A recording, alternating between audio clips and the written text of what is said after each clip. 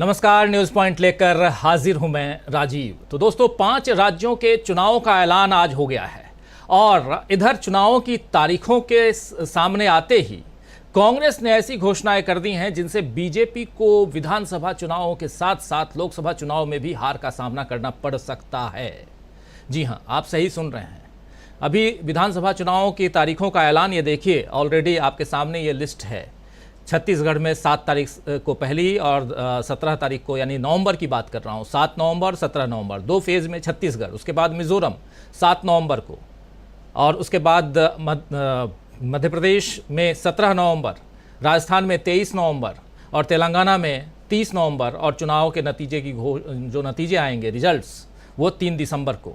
5 राज्यों में 60 लाख से ज़्यादा फर्स्ट टाइम वोटर्स हैं और इनके अलावा 5 राज्यों के 16 करोड़ 14 लाख मतदाता हैं और 5 राज्यों के 679 विधानसभा सीटों पर चुनाव होना है। 5 राज्यों के 679 विधानसभा सीटों पर चुनाव होना है। ये तमाम चीज़ें आपके सामने हैं, लेकिन इसकी घोषणा एक तरफ चुनाव आयोग करता है और दूसरी तरफ कांग्रेस पार्टी जो घोषणा करती है उससे एक डर, एक भय बीजेपी में तत्काल देखने को मिलता है। दरअसल राहुल गांधी ने तो आज बाकायदा ये भी कह दिया है कि देश का मूड बदल चुका है और बीजेपी भी आहिस्ते आहिस्ते इस बात को समझ जाएगी। आइए जरा सुन लेते हैं राहुल गांधी को। प्रेस कॉन्फ्रेंस इसके बाद करते हैं राहुल गांधी, और क्या कुछ कहते हैं सुनिए जरा। देश का जो मूड है वो बिल्कुल बदल चुका है और यह बात अभी बीजेपी वालों को समझ नहीं आई है, मगर कुछ ही दिनों में उनको आस्ते आस्ते ये बात समझ आ जाएगी कि जो उन्होंने देश के साथ किया है, जो उन्होंने नफरत फैलाई है, जो उन्होंने इंस्टीट्यूशंस पर आक्रमण किया है, लोगों को डराया है, धमकाया है, नफरत फैलाई है, वो इस देश को अच्छा नहीं लगा है। आहिस्ते आहिस्ते ये बात बीजेपी वालों को भी समझ में आ जाएगी। आपको बता दूं कि आज राहुल गांधी ने कांग्रेस शासित 4 राज्यों के मुख्यमंत्रियों के साथ प्रेस कॉन्फ्रेंस की थी, जिसमें उन्होंने फिर से यही बताया कि इस देश में जातिगत जनगणना क्यों जरूरी है। राहुल ने इस दौरान ये भी कहा कि मोदी भटकाने की राजनीति करते हैं। मैं केवल सवाल उठाता हूं, लेकिन जवाब देने की जगह मोदी लोगों का ध्यान भटकाते हैं। राहुल यही नहीं रुके, बल्कि उन्होंने ये भी कहा कि हम भाजपा और केंद्र सरकार से मांग करते हैं कि या तो वो देशव्यापी जातिगत जनगणना कराए या फिर सत्ता छोड़ दे। राहुल ने कहा है कि पीएम मोदी में क्षमता नहीं है कि वो जाति आधारित जनगणना करा सकें। आइए जरा सुन लेते हैं राहुल गांधी को फिर से। एक्सरे कराने से क्यों डर रहे हैं? इसमें लोगों को बांटने की बात नहीं है, इसमें जो हक लोगों का है उनको देने की बात है। अब मुझे यह बात समझ नहीं आ रही कि हिंदुस्तान के जो प्रधानमंत्री हैं एक्सरे क्यों नहीं करा रहे हैं, एक्सरे करने से क्यों डर रहे हैं, और जहां भी जा रहे हैं आप नोटिस कीजिए, कहीं ना कहीं डिस्ट्रैक्ट करने की बात कर रहे हैं। कभी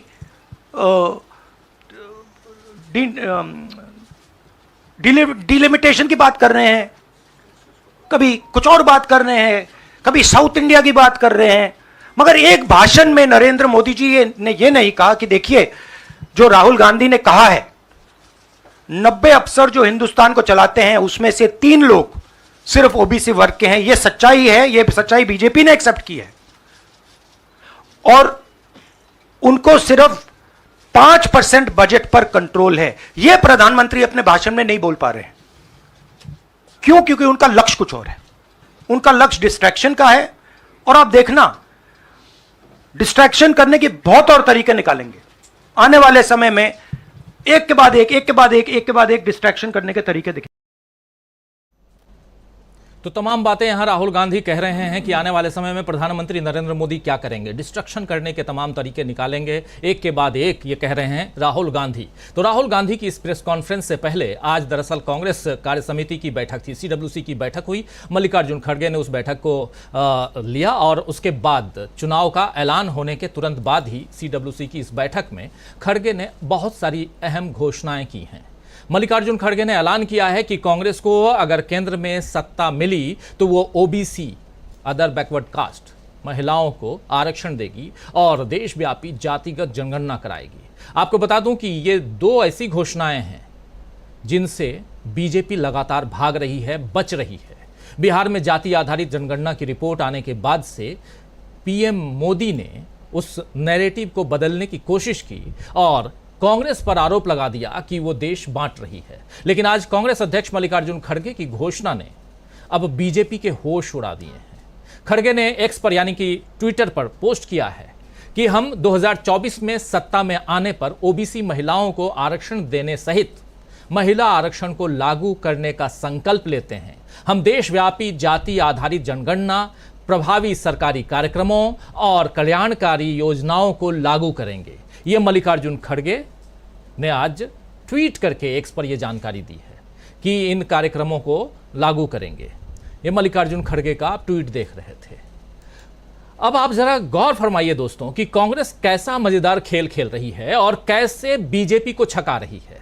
दरअसल आज 5 राज्यों के विधानसभा चुनावों की घोषणा हुई, जिसमें से 4 राज्यों में जीत का दावा राहुल गांधी पहले ही कर चुके हैं। लेकिन आज चाहे सीडब्ल्यूसी की बैठक हो या राहुल गांधी की प्रेस कॉन्फ्रेंस हो, इसमें बात लोकसभा चुनाव में सत्ता में आने की हो रही है, विधानसभा की बात नहीं हो रही है। लोकसभा चुनाव में सत्ता में आएंगे तो क्या करेंगे, महिला आरक्षण की बात कर रहे हैं। कांग्रेस में अगर सत्ता वापसी का ऐसा आत्मविश्वास जगा है तो उसके पीछे कहीं ना कहीं बीजेपी की कमजोरी साफ दिखाई दे रही है। आप देखिए कि मोदी जी इन दिनों जितने चुनावी भाषण कर रहे हैं उनमें उन्हीं मुद्दों पर बयान देते हैं जो कांग्रेस उठा रही होती है। यानी कांग्रेस के बनाए हुए मुद्दे या कांग्रेस की बनाई हुई पिच पर मोदी जी बैटिंग करने के लिए उतर जाते हैं। मोदी वही बातें कर रहे हैं बार बार घुमा फिरा कर। मोदी कांग्रेस के सवालों के जवाब नहीं देते और न ही टू द पॉइंट बात करते हैं। वो बातों को घुमाते हुए कांग्रेस को निशाना बनाने में अपनी सारी शक्ति लगा देते हैं।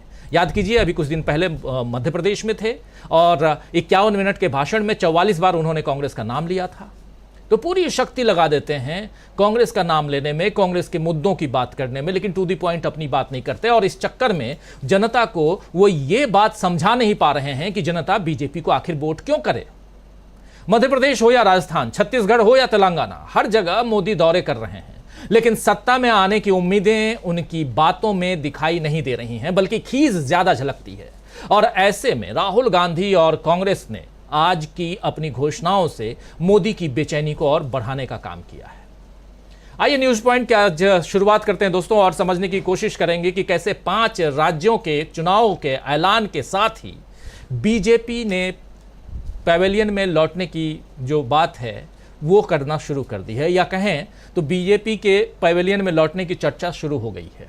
आज की चर्चा शुरू करें, लेकिन उससे पहले चुनाव आयोग की प्रेस कॉन्फ्रेंस का एक वो हिस्सा सुनाना चाहता हूं जिसमें चुनावों की तारीखों का ऐलान किया गया है। चुनाव आयोग ने इन 5 राज्यों के चुनाव की जो घोषणा की है, आइए जरा उस चुनाव आयोग को भी तवज्जो देना जरूरी है, क्योंकि आज का दिन चुनाव आयोग का दिन है और उनकी बात अगर आप तक न रखूं तो फिर ये ठीक नहीं होगा।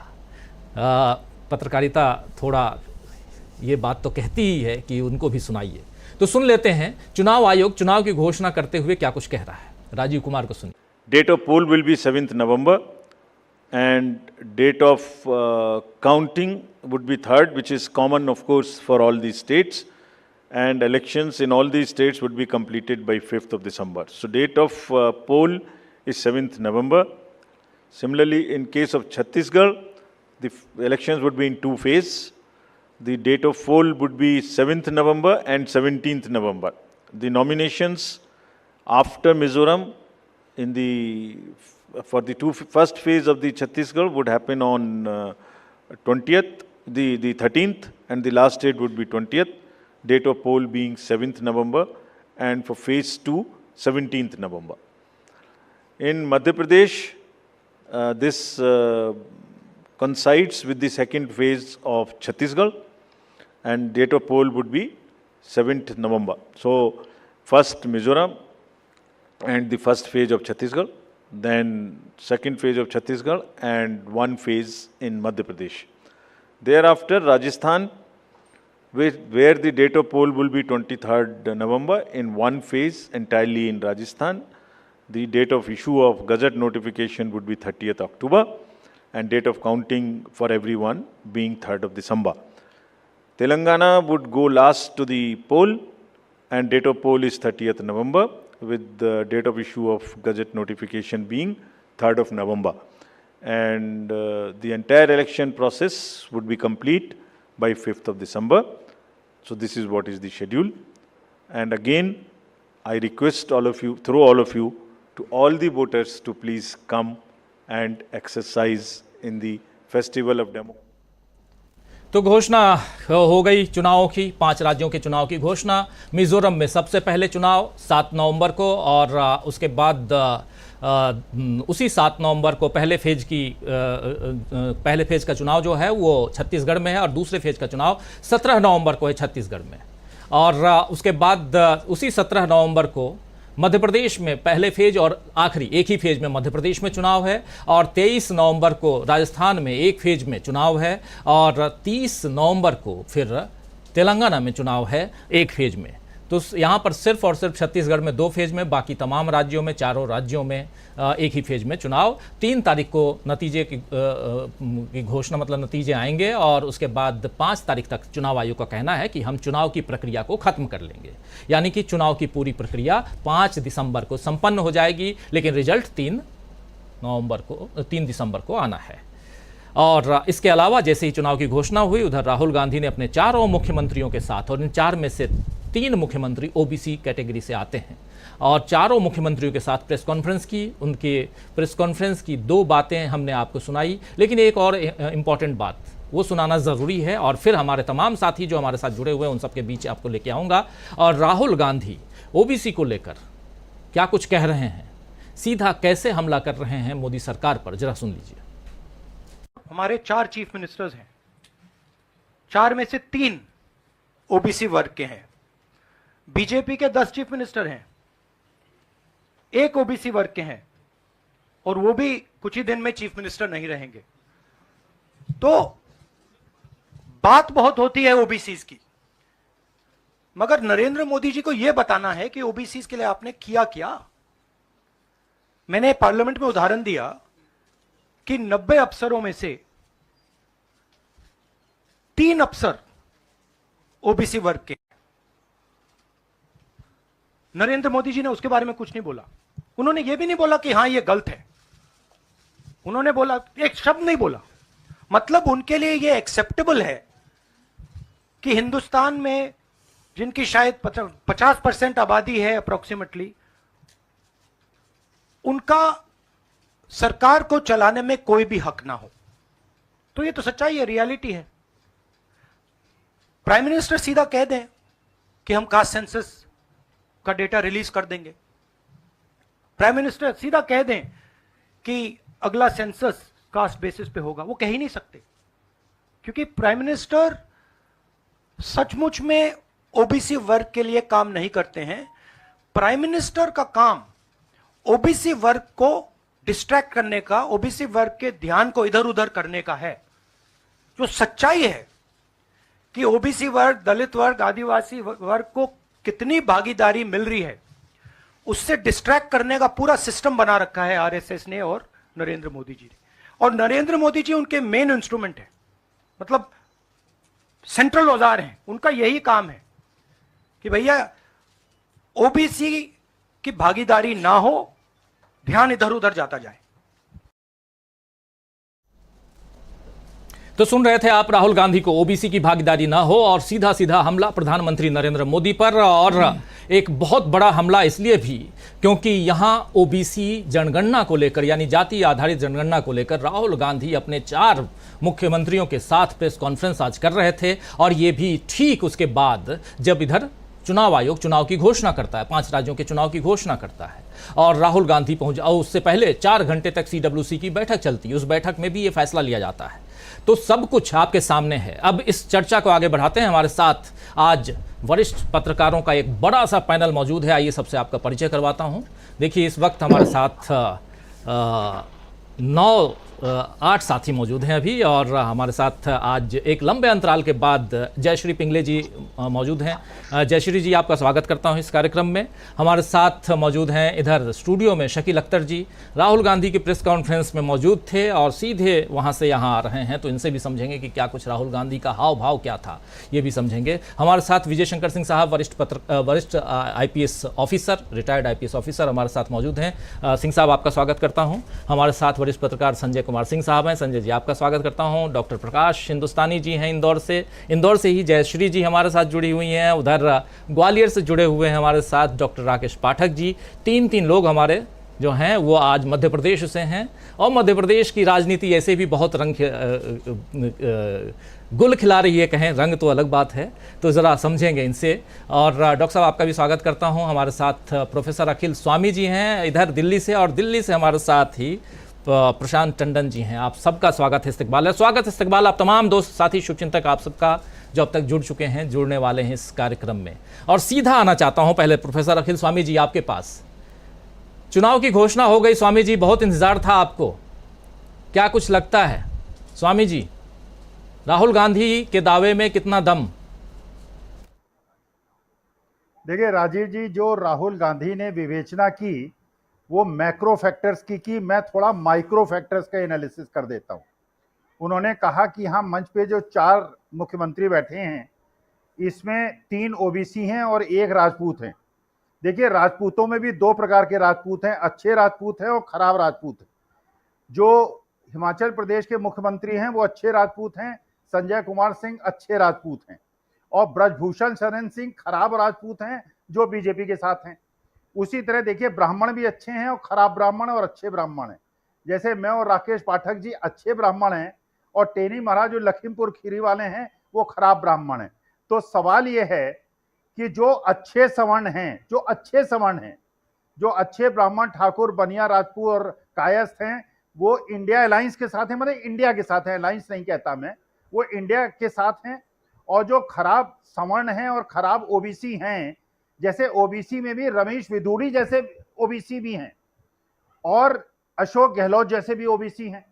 अशोक गहलोत वो OBC हैं जो वहां की राजस्थान की जनता को 25 लाख की चिकित्सा सुविधा दिलाते हैं, और रमेश विदुड़ी वो OBC हैं जो कि खुलेआम संसद के अंदर दूसरे सांसद को धमकी देते हैं कि संसद के बाहर आओ तो तुम्हें देख लूंगा। तो देखिए, ये इस प्रकार का वर्गीकरण है। और जो बड़ी शुद्ध बात की आज खड़गे साहब ने और राहुल गांधी ने, ये बहुत अच्छी बात है। देखिए, अब बड़ा स्पष्ट है कि अगर चुनाव में ये स्थिति हुई कि राष्ट्रभक्त लोग जीते और इंडिया जीता और देश जीता और देश को एकजुट करने वाले जीते, देश में एकता अखंडता स्थापित करने वाले जीते, जिसकी 99% संभावना है। और राहुल गांधी ने कहा कि शायद अभी सत्ता पक्ष को नहीं पता है कि ये स्थिति होने वाली, उनको पता है, इसलिए वो बहुत ज्यादा विचलित हैं। तो उसके बाद देश के अंदर ये पता होगा कि किसकी स्थिति कैसी है। महिला आरक्षण में भी OBCs को स्थान मिलेगा, और जिसको अभी तक स्थान नहीं मिला है और जिसका शोषण हुआ है उसको स्थान मिलेगा, चाहे वो न्यायिक पद हो, चाहे वो सेक्रेटरीट हो, चाहे वो जर्नलिज्म हो, चाहे एकेडमिक्स में हो। जहां भी उन लोगों को स्थान नहीं मिला है उनको स्थान मिलेगा। और OBCs को, दलितों को, आदिवासियों को, और एक आश्वासन देना होगा, अगर देश को संगठित रखना है और हिंदू समाज को, सनातन धर्म को पूरे विश्व में जो उसकी असली व्याख्या है उसको विश्व तक पहुंचाना है, तो ये जो छूत छात है इसे बंद करना होगा। छूत की बात खत्म करनी होगी और सबको एक थाली में बैठ के खाना होगा, चाहे हम हिंदू हो, मुसलमान हो, सिख हो, ईसाई हो, आदिवासी हो, सवर्ण हो या कुछ भी हो। हमारे अंदर हम एक परिवार हैं, हम एक परिवार के सदस्य हैं। और जिस प्रकार की भावना इन लोगों ने आज की तारीख में सत्ता में फैला रखी है कि दलित डर के जीता है, आदिवासी डर के जीता है, इसे हटाना पड़ेगा। छूत अछूत को मिटाना पड़ेगा, हिंदू मुसलमान के बीच का जो भेद है उसे हटाना पड़ेगा। और हम वेट कर रहे हैं उस दिन का जिस दिन लोकसभा का चुनाव होगा या विधानसभा के जब ये चुनाव होंगे और इसके रिजल्ट आएंगे, तो ये रिजल्ट ये बताएंगे कि लोकसभा में एक तरफा लड़ाई होगी। क्योंकि मुझे ये लगता है तेलंगाना हो, चाहे राजस्थान हो या छत्तीसगढ़ हो, इसमें देश ही जीतेगा, देश की सनातन परंपराएं जीतेंगी, एकता जीतेगी, संभाव और सद्भाव जीतेगा, और विद्वेष कराने वाले देश को तोड़ने वाले राजीव जी हारेंगे। जी, देश को तोड़ने वाले हारेंगे, ये हमेशा हुआ है। देश को तोड़ने वाले आज नहीं कल हारते ही हैं।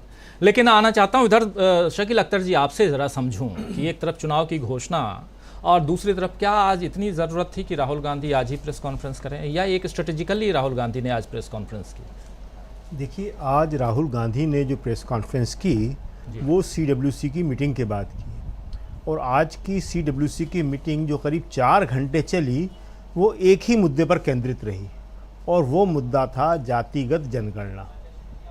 कांग्रेस ने एक मत से, ये राहुल के शब्द थे, राहुल ने बताया कि सर्वसम्मति से कोई एक भी व्यक्ति CWC में ऐसा नहीं था जिसने इसका विरोध किया हो। सबने कहा कि जातिगत जनगणना आज देश की सबसे बड़ी ज़रूरत है, और या तो प्रधानमंत्री मोदी इसको करवाएं, और अगर वो नहीं करवाते हैं तो हम जैसे ही सत्ता में आएंगे हम जातिगत जनगणना कराएंगे। आज जो पॉलिटिकल प्रस्ताव और दूसरे प्रस्ताव पास हुए हैं कांग्रेस के CWC में, वो 7 हैं, और उसमें भी सबसे मुख्य जो है वो जातिगत जनगणना को ही लेकर है। उसमें जो प्रस्ताव पास हुए हैं वो पहला सिक्किम, दार्जिलिंग और वहाँ पे जो सैलाब आया है उसको लेके है, वहाँ सेना के जवानों की मृत्यु हुई है, बहुत दुखद है, उस पर शोक प्रस्ताव है। और उसके बाद दूसरा है कि CWC बिहार सरकार द्वारा राज्य में कराए गए जाति आधारित सर्वे के नतीजे जारी करने का स्वागत करती है। तो पूरा प्रस्ताव जो है जातिगत जनगणना पे है। पहला जो शोक प्रस्ताव होता है, जो एक औपचारिकता और एक ज़रूरी भी होता है, वो है। और उसके बाद पत्रकारों पे जो हमले हुए हैं, तीसरा प्रस्ताव उसके ऊपर है कि किस तरह से प्रधानमंत्री खुद जो है अपने PM केयर फंड में दान लेते हैं, और चीन की स्वामित्व वाली जो सरकारी कंपनियां हैं उनका निवेश स्वीकार करते हैं, और सबसे बड़ी बात जो है कि चीन को क्लीन चिट देते हैं कि कोई घुसा नहीं था जी। लेकिन यहाँ इस मामले में पाखंड दिखाते हैं। इसके बाद मणिपुर की त्रासदी पे है, जो बहुत गंभीर मामला था। फिर RBI के आंकड़ों पर है कि देश में किस तरह बचत लगातार कम होती जा रही है, आर्थिक स्थिति कितनी ख़राब होती चली जा रही है। और उसके बाद जो है दूसरे राज्यों के जो छोटी छोटी समस्याएं थी, कई जगह राहत और कई जगह जो आती है उस पर था। और सबसे लास्ट में मिडिल ईस्ट के छिड़े हुए युद्ध पे कि वहाँ शांति हो और वहाँ पे, हाँ, तो ये था। तो आज जो है सबसे ख़ास बात जो रही उसमें वो रही जातिगत जनगणना, और इस पे राहुल ने बड़े स्पष्ट शब्दों में कहा है कि आज की तारीख में जातिगत जनगणना देश के लिए बहुत ज़रूरी है, क्योंकि जब तक उसके नतीजे नहीं आएंगे, हमें आंकड़े मालूम नहीं पड़ेंगे, तो हम ये सुनिश्चित नहीं कर सकते कि किस वर्ग को किस तरह से हम कल्याणकारी योजनाओं में शामिल करें। और उन्होंने कहा, आज जो प्रेस कॉन्फ्रेंस हुई उसमें तो ज़्यादातर, जैसा कि आपको मालूम है कि मीडिया किस तरह के सवाल करता है, तो एक साथ एक के बाद एक सवाल यही चले गए कि प्रधानमंत्री ने ये कहा है, प्रधानमंत्री कह रहे हैं कि आप देश को बांट रहे हैं, प्रधानमंत्री कह रहा है कि राहुल ये कर रहे हैं, प्रधानमंत्री ये कह रहे हैं जी। तो राहुल ने उल्टा एक सवाल आज पत्रकारों से ही कर लिया। कहले ठीक है, प्रधानमंत्री ये कहते हैं जातिगत जनगणना के बारे में, तो मैं आपसे एक सवाल पूछता हूँ कि यहाँ पे OBC पत्रकार कितने हैं?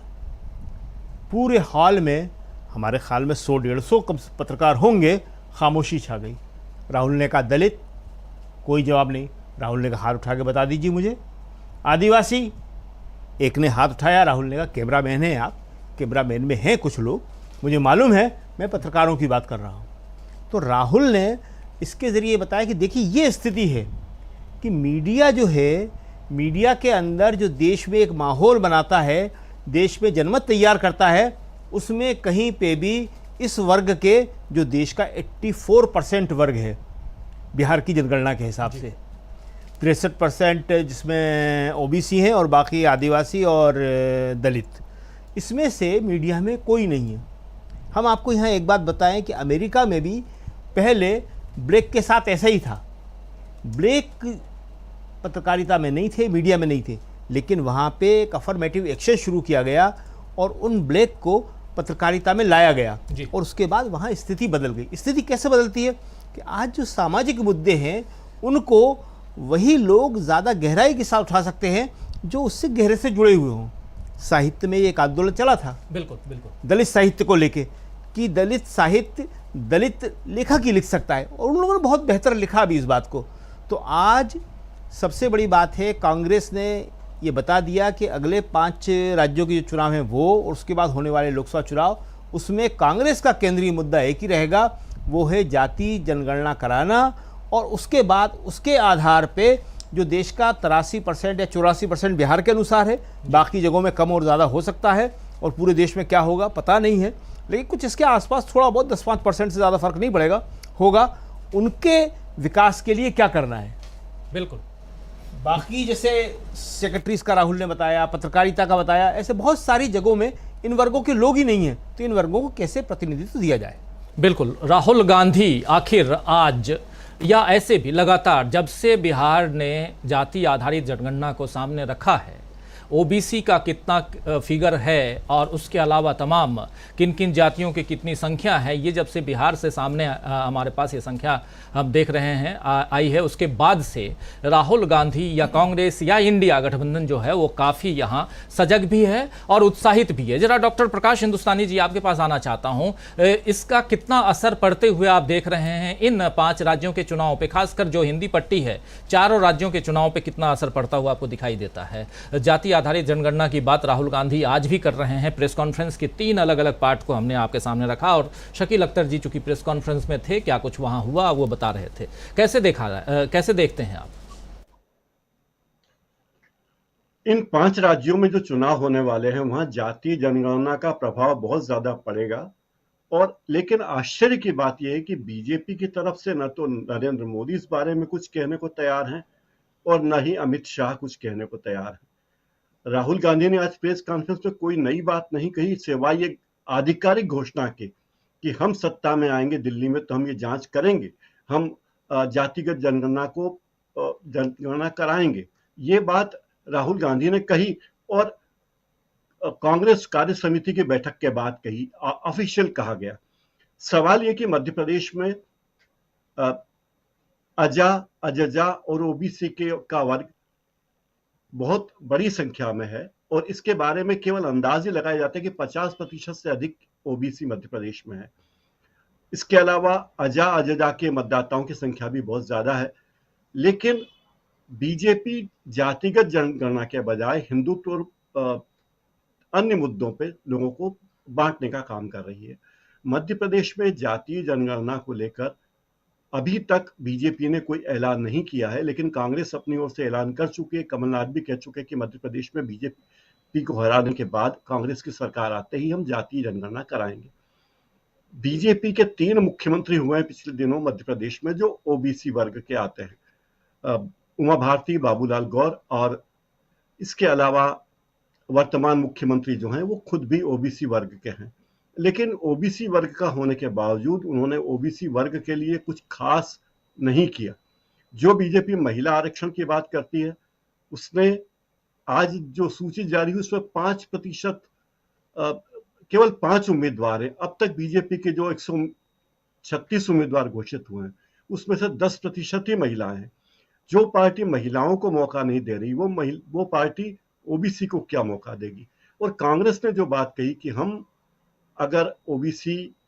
हम अगर सत्ता में आए दिल्ली में तो हम पूरे देश में जाति जनगणना कराएंगे, महिलाओं को आरक्षण देंगे और महिलाओं को आरक्षण भी इस आधार पर दिया जाएगा।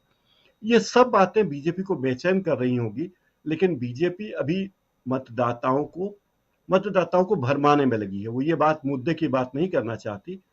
उद्घाटन, भाषण, लोकार्पण और वादे, इसके अलावा बीजेपी के पास कुछ है ही नहीं। आज 12 बजे चुनाव की घोषणा हुई, उसके 1 घंटे पहले तक मध्य प्रदेश के मुख्यमंत्री घोषणाएं कर रहे थे और चुनावी रैली को संबोधित कर रहे थे सरकारी खर्चे पे। तो ये सारी चीजें मध्य प्रदेश में हो रही है। छत्तीसगढ़ की बात करें, राजस्थान में मुख्यमंत्री ऐलान कर चुके हैं पहले ही कि हम जातिगत जनगणना कराएंगे। छत्तीसगढ़ में ये ऐलान हो चुका है, लेकिन बीजेपी की सरकारों में प्रधानमंत्री ने कभी भी ऐसी कोई बात नहीं कही, क्योंकि बीजेपी को लगता है कि अगर जाति जनगणना हुई तो आरक्षण का दायरा बढ़ेगा और ओबीसी के वर्ग के लोगों को आरक्षण मिलने के बाद बीजेपी का सत्ता में आना थोड़ा मुश्किल हो जाएगा, ये बीजेपी को लगता है। इसलिए बीजेपी ऐसा कोई मौका छोड़ना नहीं चाहती कि उसके हाथ से सत्ता खिसके। वो मतदाताओं को दूसरे मुद्दों पर भरमाने में लगी है, जातिगत जनगणना के नाम पर दूसरे मुद्दों पर भरमा रही है, और सांसदों को मध्य प्रदेश में, छत्तीसगढ़ में, राजस्थान में टिकट दे रही है। ये बीजेपी का लक्ष्य है, ताकि लोग उस पर चर्चा करें, चर्चा के मुद्दे हट जाएं। छत्तीसगढ़ में आज 2 सांसदों को विधानसभा के टिकट का ऐलान हुआ है। छत्तीसगढ़, राजस्थान में भी इस तरह की घोषणा हुई, मध्य प्रदेश में पहले ही घोषणा हो चुकी है। लोग जातिगत जनगणना की बात न करें, ओबीसी वर्ग की बात न करें, दलितों की बात न करें, अजा वर्ग की बात न करें, केवल हिंदू मुसलमान की बात करें और विश्व गुरु की बात करें। भारत के वैश्विक संदर्भ में जो भी तथाकथित शान में वृद्धि हुई है उसकी बात करें। बीजेपी का सारा ध्यान इन सब चीजों की ओर है। जातिगत जनगणना या मूल मुद्दों की ओर बीजेपी आना नहीं चाहती। राजीव जी, मूल मुद्दे, उससे बीजेपी खुद को बचाती बचती दिखाई दे रही है। और शुरुआत में भी मैं भी कह रहा था कि प्रधानमंत्री नरेंद्र मोदी भी उन्हीं बातों को दोहराते हैं जो कांग्रेस कहती है, लेकिन खुद चूंकि मध्य प्रदेश में खासकर पिछले 18 साल से और बीजेपी की सरकार है, 14 महीने के लिए वहाँ कांग्रेस की सरकार आई थी, लेकिन उसके अलावा बीजेपी की सरकार है। 15 साल छत्तीसगढ़ में बीजेपी की सरकार रही और अशोक गहलोत से पहले वसुंधरा राजे सिंधिया की सरकार थी राजस्थान में। उसके बाद भी क्या कारण है कि कोई मुद्दा सामने नहीं है? जयश्री जी, आपके पास आना चाहता हूं। क्या राहुल गांधी जो मुद्दे उठा करके या विपक्ष ओबीसी जनगणना, खासकर जाति आधारित जनगणना की जो बात कर रहा है यहाँ पे विपक्ष, और ऐसे तमाम उन मुद्दों को लेकर सामने रख रहा है जो न सिर्फ इन विधानसभा 5 राज्यों के विधानसभा चुनाव में बड़े मुद्दे के रूप में दिखाई देंगे, बल्कि ये तमाम बातें जो हैं वो 2024 के लिए भी एक रास्ता खोलती हुई दिखाई दे रही हैं। जरा आपसे समझूं कि अभी जो सामने चुनाव है उस पर कितना फर्क पड़ता हुआ दिखाई देता है और कितना यहाँ पर क्या आपको लगता है कि कहीं ना कहीं बीजेपी बैकफुट पर नजर आ रही है मुद्दों के आधार पर? देखिए, बीजेपी बैकफुट तो क्या है, दरअसल बीजेपी जो है वो कांग्रेस के नैरेटिव में फंसना नहीं चाहती है। वो ये जान चुकी है कि ओबीसी का बहुत बड़ा मसला है और ये जो निकला है पिटारा, ये बहुत कुछ चुनावी राजनीति को बहुत ज्यादा इन्फ्लुएंस करेगा आने वाले समय में। और 2024 का पूरा खेल जो है, और अभी तक ये हुआ है पॉलिटिकल, पिछले हम 10 साल का जो बीजेपी का स्ट्रेटेजिकल प्लान देखते हैं उसमें हमेशा ये हुआ है कि नैरेटिव को सेट करने का बहुत कुछ काम बीजेपी ने अब तक किया है, चाहे वो मेजॉरिटेरियन पॉलिटिक्स हो, चाहे हिंदुत्व की राजनीति हो या दूसरे मसले हो। ये पहली बार हुआ है कि विपक्ष जो है वो अब पावरफुल तरीके से अपनी पीच को जमा रहा है, अपनी ताकत को जमाने की कोशिश कर रहा है, और उसने वो मामले उठाए हैं जहां पर बीजेपी सीधा सीधा हमें लगता है कि उसको काउंटर करने की पोजीशन में आज हमें दिखाई नहीं देती, क्योंकि वो रूलिंग पार्टी में है। और ओबीसी के साथ जो एक मुद्दा है कि पूरे देश भर में उसकी जो जनसंख्या है, अगर उसकी गणना होती है तो 50% से ज्यादा एक उनका अपना स्टेटस होगा जिसमें पिछड़े और अति पिछड़े दोनों होंगे। तो वो ये बात तो बहुत बड़ी है और बहुत लंबे समय से एक डिस्क्रिमिनेटिव पॉलिटिक्स के साथ वो चीजें देश भर में उभरती रही है। और आज हम जब इस क्लास का प्रोग्रेस देखते हैं तो हमें दिखता है कि जो ग्रोथ रेट सामान्य वर्ग का है, वो ग्रोथ रेट जो है वो ओबीसी का नहीं हुआ है, अति पिछड़ों का तो बिल्कुल भी नहीं हुआ है।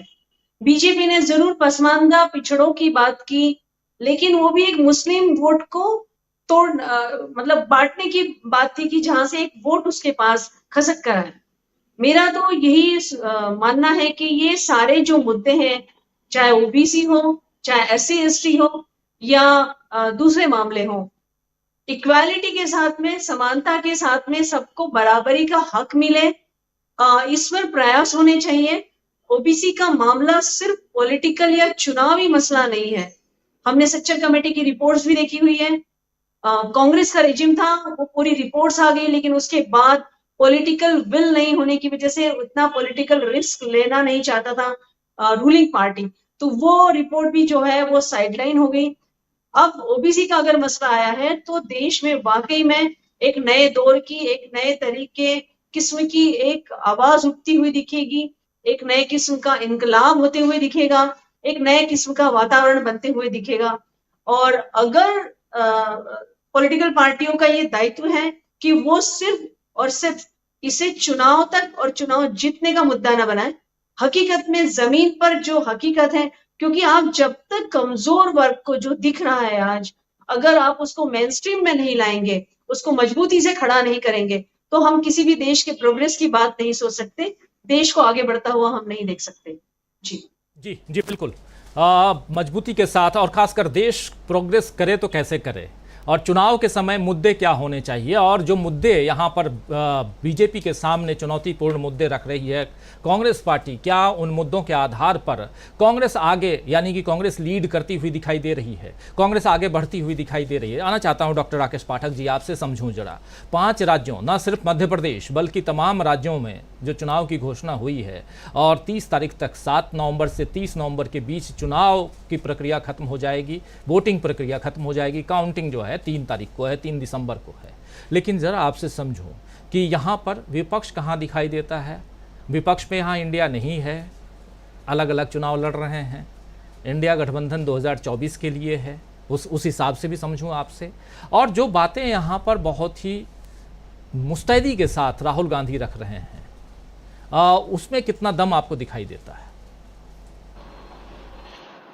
राजीव जी, सबसे पहली बात तो यह है कि आज की चुनाव की घोषणा के बाद एक सवाल मेरे मन में आपके जरिए आपके दर्शकों तक पहुंचना चाहिए कि वो जो एक जुमला अभी चला था, 1 नेशन 1 इलेक्शन, उसका क्या हुआ।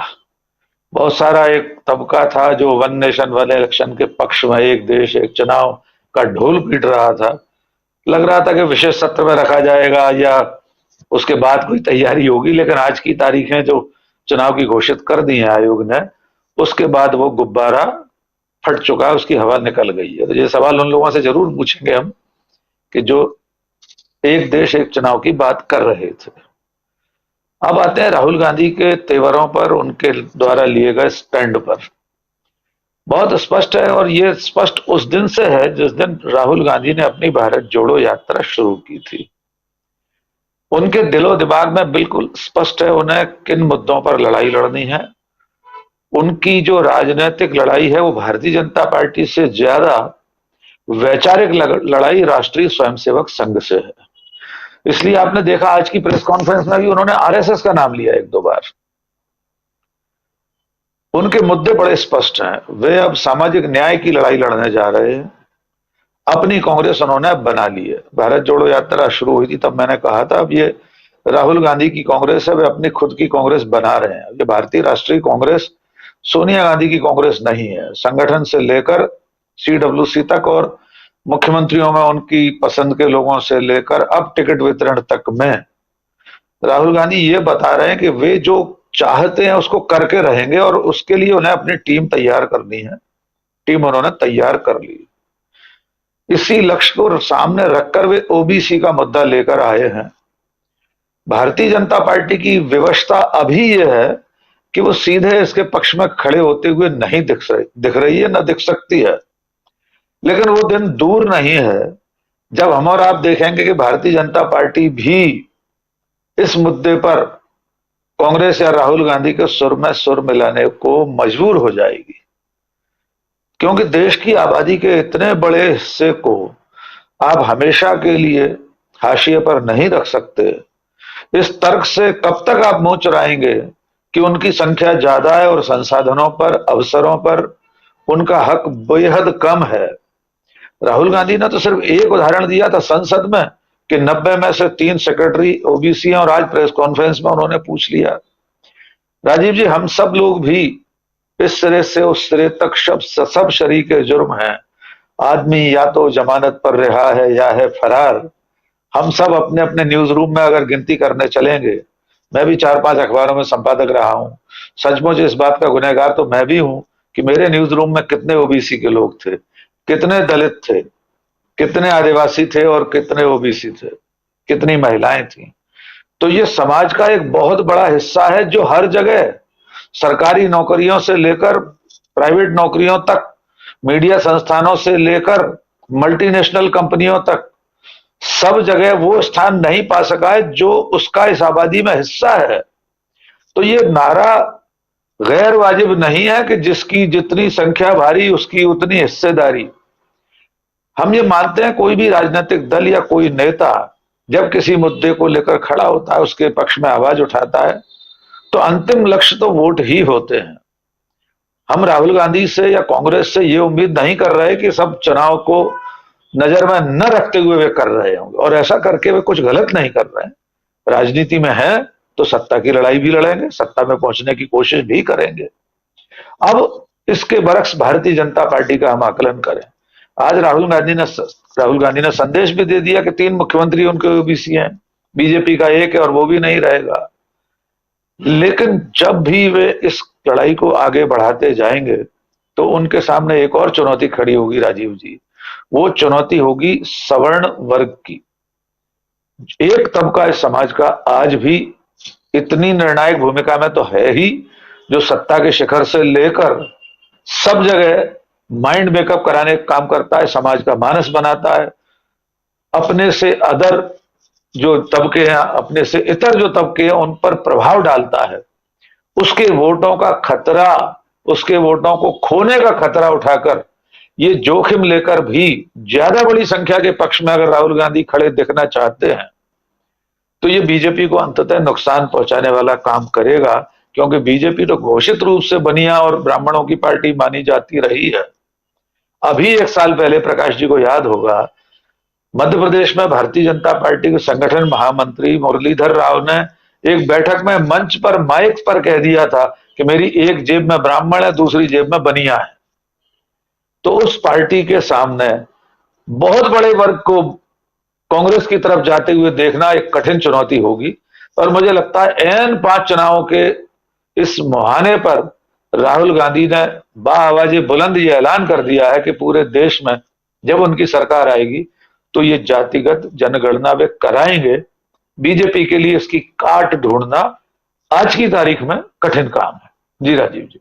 जी बिल्कुल बिल्कुल। जरा प्रशांत जी आपसे समझूं, प्रशांत जी, कि आज राहुल गांधी की प्रेस कॉन्फ्रेंस क्या मायने रखती है? चुनाव की घोषणा एक तरफ और दूसरी तरफ अपने 4 मुख्यमंत्रियों को साथ बिठाकर प्रेस कॉन्फ्रेंस करना, साइकोलॉजिकली कितनी बड़ी लड़ाई छेड़ दी है राहुल गांधी ने, अगर देखा जाए? जो आपका नजरिया इस पे।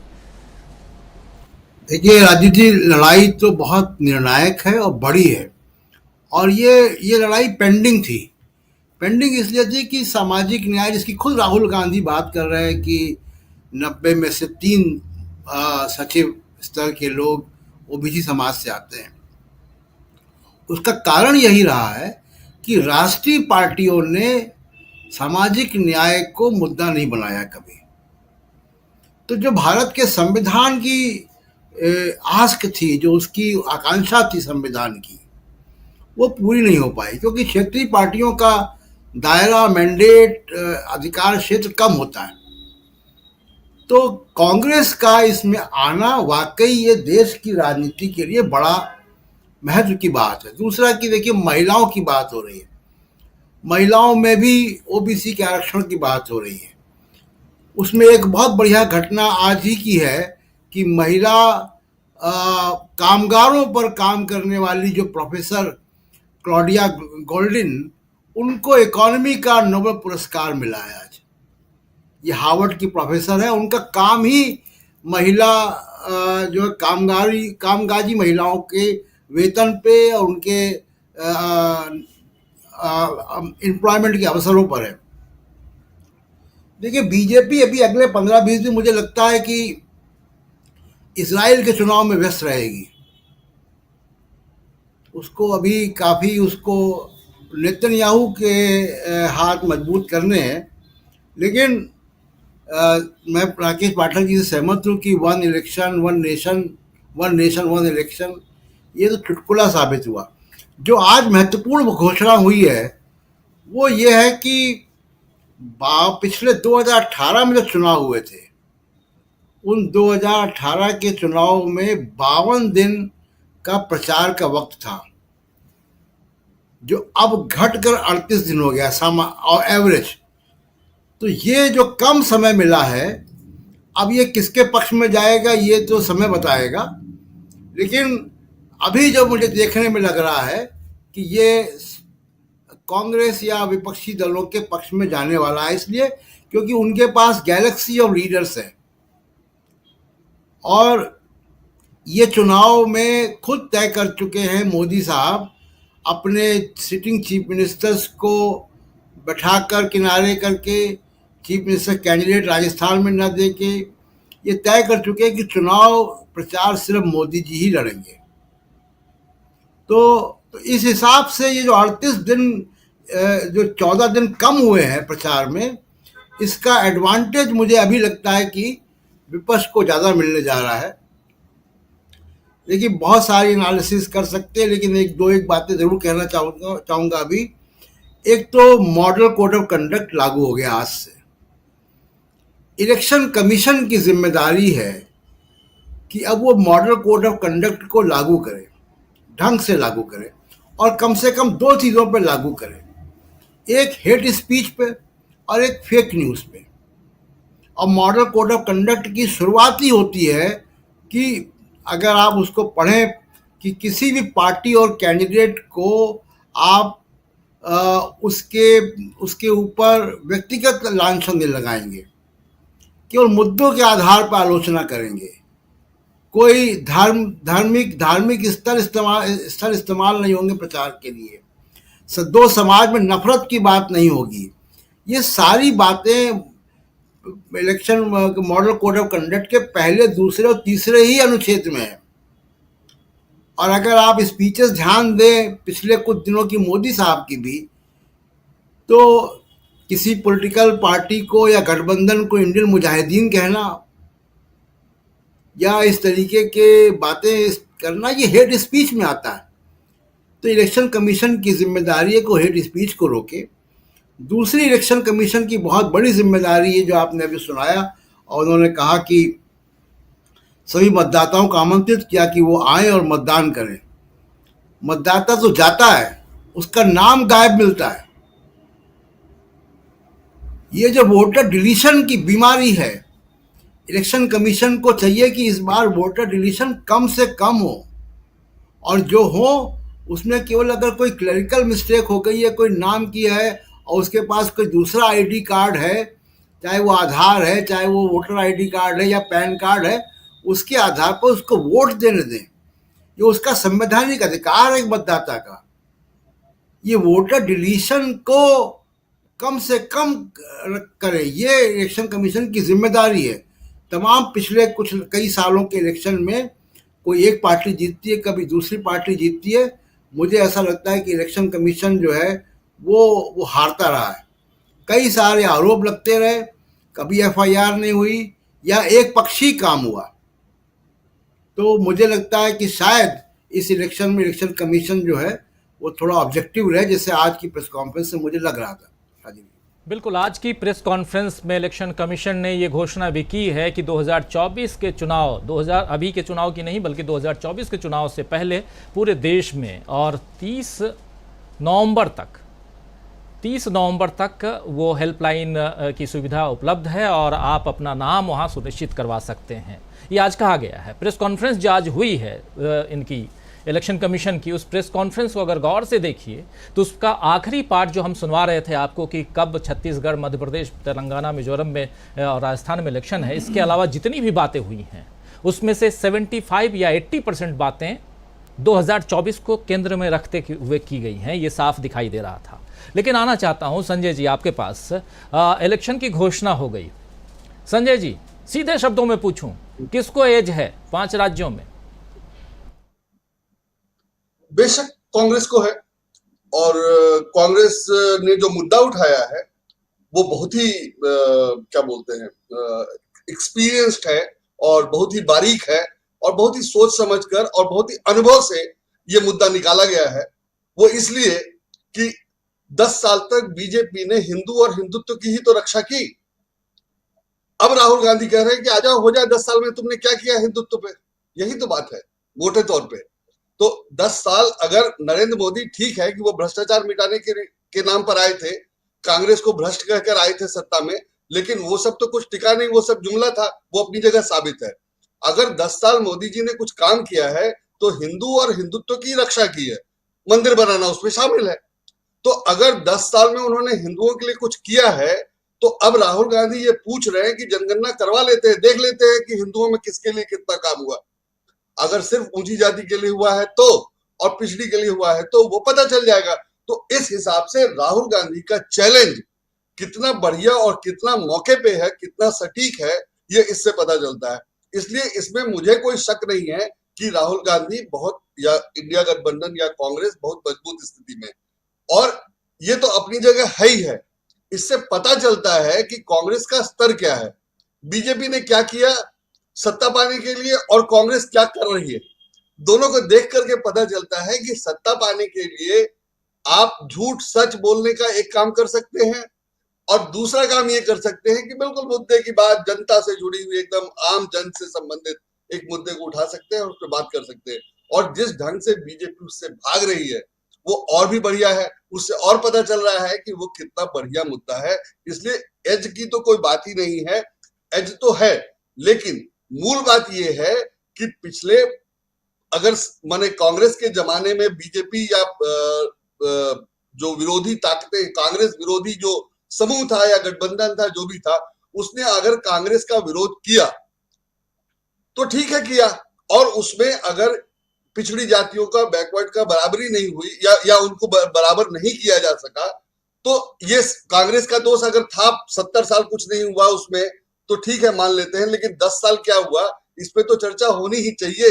तो उस पे जब चर्चा होगी तो कांग्रेस ने जो नहीं किया था और बीजेपी ने जो किया वो सामने आ जाएगा।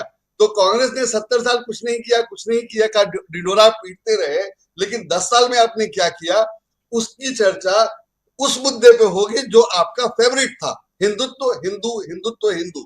तो उस पे फेवरेट था, तो उस पे चर्चा हो रही है। तो ये सबसे बड़ी बात है। जहां तक पॉलिटिकली बैकवर्ड कास्ट के लोगों के प्रतिनिधित्व की बात है, राकेश जी ने भी कहा कि हम लोगों ने न्यूज रूम में नहीं रखा, जनसत्ता में भी कहा जाता था कि न्यूज रूम में नहीं है, लेकिन अगर कैंडिडेट होगा नहीं तो रखा कैसे जाएगा। और अगर काम पैसे देकर काम करवाना है, चैरिटी नहीं करनी है, तो आप जाहिर है कि बेस्ट कैंडिडेट चुनेंगे। तो उसमें जातिवादी की तो बात होती नहीं है। जातिवादी बैलेंस करना सरकारी काम था, जो सरकार के स्तर पे नहीं हुआ, और उस लेवल पे कैंडिडेट ही नहीं थे, तो नहीं होता, ऐसा मैं मानता हूं। लेकिन क्यों नहीं थे वो इसलिए नहीं थे कि नहीं किया गया। आज ही मैं पढ़ रहा था कि बिहार के एक जिले में, मुझे याद नहीं है नाम उसका, जितने जनप्रतिनिधि हैं, नगर पालिका, पंचायत, ब्लॉक वगैरह, सबके जो जनप्रतिनिधि है, उसमें आधी महिलाएं। तो जहां पॉलिटिकली किया जाना चाहिए था वहां किया गया है, और वो भी पर्पसली किया गया है, उसके भी पॉलिटिकल फायदे के लिए। तो अभी तक अगर कांग्रेस सत्ता में रह के काम नहीं की, तो बीजेपी ने या विपक्षी दलों ने बाहर रह के क्या किया, वो सब सामने आ रहा है। तो इसलिए कांग्रेस की स्थिति मजबूत है, और कांग्रेस ने जो किया उसको आप छोड़ नहीं सकते। इसलिए ये नहीं कहा जा सकता है कि कांग्रेस ने नहीं किया, बीजेपी ने 10 साल में कुछ नहीं किया, ये तो साबित हो रहा है, दिखाई दे रहा है। इसलिए मुझे लगता है कि ये बहुत अच्छी स्थिति है, और यही राहुल गांधी की पॉलिटिकल समझ है या उनकी विशिष्टता है, आप जैसे भी देखिए। राजीव जी, हमारे एक साथी हैं, वो कह रहे हैं, असलम चिश्ती लिख रहे हैं कि संजय जी आपको कह रहे हैं, असलम चिश्ती जी आपसे कह रहे हैं संजय जी कि इससे पहले कि ये हुकूमत चली जाए मेरे 15 लाख रुपए दिलवा दीजिए।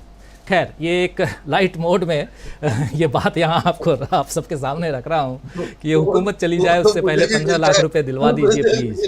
खैर, आना चाहता हूँ सिंह साहब आपके पास। आखिर 4 घंटे तक जाति आधारित जनगणना पर बातचीत करना क्या मायने रखता है सिंह साहब, और वो भी उस दिन जिस दिन चुनाव की घोषणा हो रही है? जी बिल्कुल, ये बताया है कि कांग्रेस अपना सोच, अपनी मानसिकता और अपना कलेवर बदल रही है। मैं डॉक्टर पाठक जी की इस बात से पूरी तरह सहमत हूं कि ये वो कांग्रेस नहीं है जो सोनिया गांधी जी की थी, ये वो कांग्रेस भी नहीं है जो गांधी जी की थी, ये वो कांग्रेस भी नहीं है जो जवाहरलाल नेहरू की थी।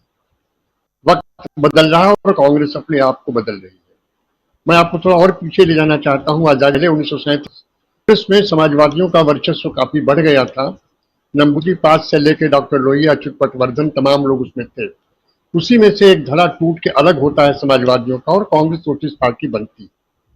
उसके बाद कांग्रेस में जब सुभाष बाबू जब उसके अध्यक्ष बनते हैं, वो 2 बार अध्यक्ष बने, एक बार उन्होंने छोड़ दिया था और एक बार पूरे साल रहे। उन्होंने 2 निर्णय लिए थे। एक तो योजना आयोग का गठन किया था, वही योजना आयोग जो बाद में आजादी के बाद नेहरू जी ने उसी पैटर्न को उस योजना आयोग को चालू किया और लगाया, जिसे इन्होंने नीति आयोग बना दिया है। और दूसरे कांग्रेस का समाजवादी स्वरूप, और तीसरा उन्होंने कहा था कि ऐसा कोई भी कांग्रेसी नहीं होगा जो आरएसएस और मुस्लिम लीग का मेंबर होगा। अगर कोई कांग्रेसी आरएसएस और मुस्लिम लीग का मेंबर है तो वो कांग्रेस का सदस्य नहीं रहेगा। ये दोनों ही सुभाष बाबू के बड़े महत्वपूर्ण कदम थे। अमूमन हम केवल इसी बात पर रहते हैं कि नेहरू जी ने गांधी जी ने उनको रहने नहीं दिया और वो कूद के हट गए, लेकिन 1-1.25 साल जो भी रहे उन्होंने ये बड़े महत्वपूर्ण कदम निकाले। इसका मतलब था कि कांग्रेस को किसी भी प्रकार की सांप्रदायिक और धर्मांधता के वायरस से मुक्त करना, और दूसरा कांग्रेस का एक समाजवादी स्वरूप बनाना। आजादी के बाद तब तक पूरी दुनिया में समाजवादी स्वरूप की सरकारें आने लगी थी। रूस में क्रांति हो चुकी थी, लंबा समय बीत चुका था। चीन की क्रांति हो चुकी थी और आज ही दुनिया लाल क्रांति के आगोश में आ चुकी थी, और धीरे धीरे लग रहा था कि शायद ये क्रांति आगे बढ़ेगी। हालांकि बाद में बहुत चीजें बदली, ये नहीं रहा। तो उस समय जब ये बात चली कि जमींदारी एबॉलिशन होगी और जमींदार नहीं रहेंगे, तो जमींदारी एबॉलिशन नहीं होने का सबसे ज्यादा विरोध मुस्लिम जमींदारों ने किया। वो सब के सब मुस्लिम लीग में ज्यादातर शामिल हो गए। इसीलिए जब देश बटा तो मुस्लिम लीग ने जमींदारी एबॉलिशन जैसी चीज नहीं रखी, और आज भी पाकिस्तान में जमींदारी है, और अपने बिल्कुल ही उसी रूप में जिस रूप में आज से 100 साल पहले थी। आज जब कांग्रेस से 4 घंटे मंथन के बाद जब इस बात पर सहमत हुई कि हम जाति जनगणना कराएंगे, तो कांग्रेस की मानसिकता का बदलाव इसलिए भी है कि इसके पहले कांग्रेस खुद जातिगत जनगणना के पक्ष में नहीं रहती थी, किसी न किसी बहाने इसे टालती रहती थी। हालांकि इसको लेकर बहुत ज्यादा डिमांड नहीं हुई थी।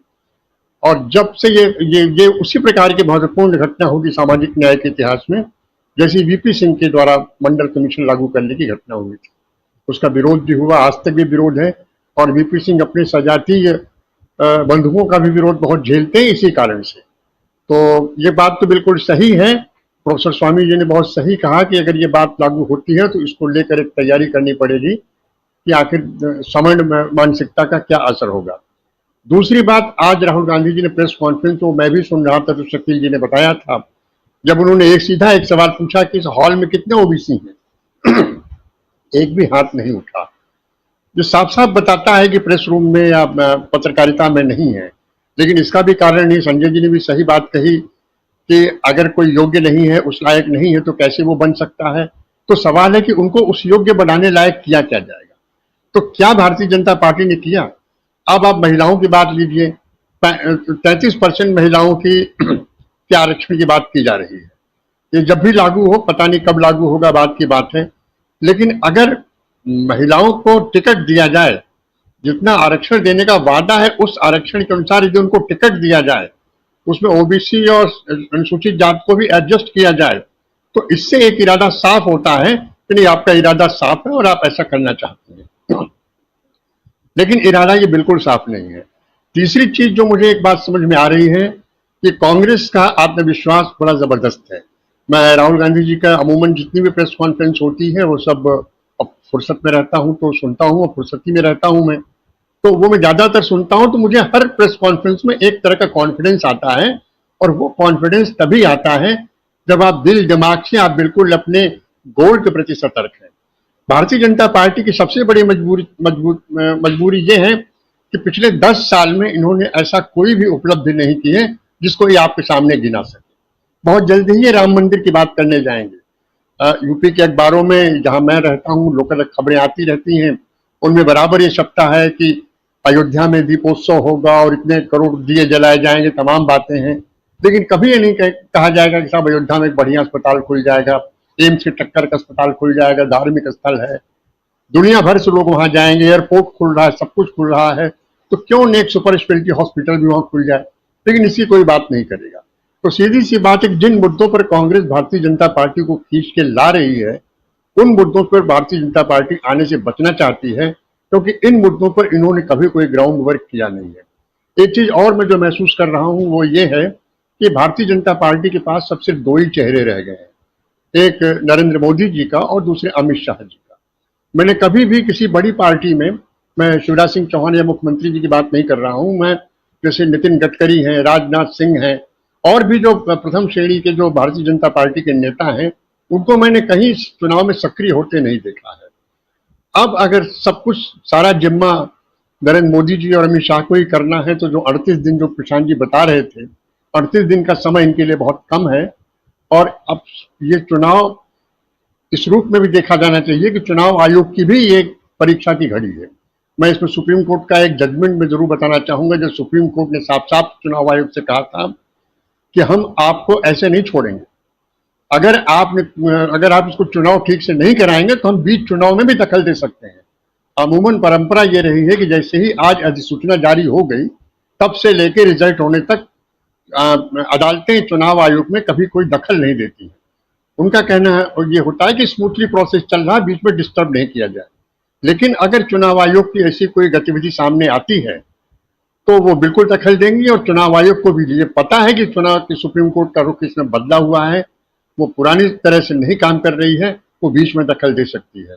तो मुझे लगता है कि कांग्रेस पार्टी को जो इस चुनाव को बिल्कुल तल्लीनता से लड़ रही है और संगठित होकर लड़ रही है, उसे भी चाहिए कि चुनाव आयोग में एक भी अगर इस प्रकार की कोई आचरण संहिता का उल्लंघन होता है तो उसको रिपोर्ट करें। और सीधी सी बात प्रशांत जी ने कहा, वही बात मैं भी कहना चाहूंगा कि दो चीजें बिल्कुल साफ हैं। एक, हेट स्पीच नहीं होनी चाहिए, किसी भी बीजेपी के नेता के या कांग्रेस के नेता के, किसी भी नेता के हेट स्पीच नहीं होनी चाहिए। दिक्कत बीजेपी के सामने यही है कि अगर वो हेट स्पीच नहीं करेंगे, धर्म के आधार पर सांप्रदायिकता की बात नहीं करेंगे, ध्रुवीकरण की बात नहीं करेंगे, तो वो करेंगे क्या? तो आगे आने वाले समय राहुल गांधी के कांग्रेस पार्टी का समय है और मुझे लगता है जीत होगी। कम से कम तेलंगाना के बारे में तो मैं नहीं कह सकता, लेकिन इन 3 राज्यों की जो खबरें मिल रही हैं और मिजोरम को लेकर 4 राज्यों में उनकी जीत होगी। और भारतीय जनता पार्टी के लिए बेहद चुनौती भरा है, न सिर्फ जाति जनगणना बल्कि वो असल मुद्दे जिनको लेकर कांग्रेस बराबर उनके पीछे पड़ी हुई है। जी सिंह साहब, आज ही सी वोटर का ये ओपिनियन पोल देख रहा था अभी थोड़ी देर पहले एक चैनल पे। तेलंगाना में कांग्रेस की सरकार बनवा रही है सी वोटर्स की तरफ से। अगर तेलंगाना में कांग्रेस की सरकार बन रही है, वो भी सी वोटर बना रहा है, तो आप समझ सकते हैं कि तेलंगाना में भी परिस्थितियां कितनी बदल चुकी हैं। हालांकि ये भी, और मिज़ोरम में भी कांग्रेस बहुत मजबूती के साथ फाइट कर रही है, और कल हमने रिजल्ट देख ही लिया लद्दाख का। तो इसलिए भी परिस्थितियां बहुत बदलती हुई दिखाई दे रही हैं और आने वाले समय में और भी बदलेंगी। लेकिन अगर हेट स्पीच और फेक न्यूज और ऐसी चीज़ों जिससे कि बीजेपी को फ़ायदा होता रहा है और उस पर अगर लगाम लग जाए प्रोफेसर अखिल स्वामी जी, तो फिर मुद्दा बचेगा क्या? फिर हम बैठकर गिनते रहेंगे वैसे ही कि 51 मिनट में कितनी बार मोदी जी ने कांग्रेस का नाम लिया, या कुछ और करेंगे? अपने लिए भी तो कुछ काम होना चाहिए।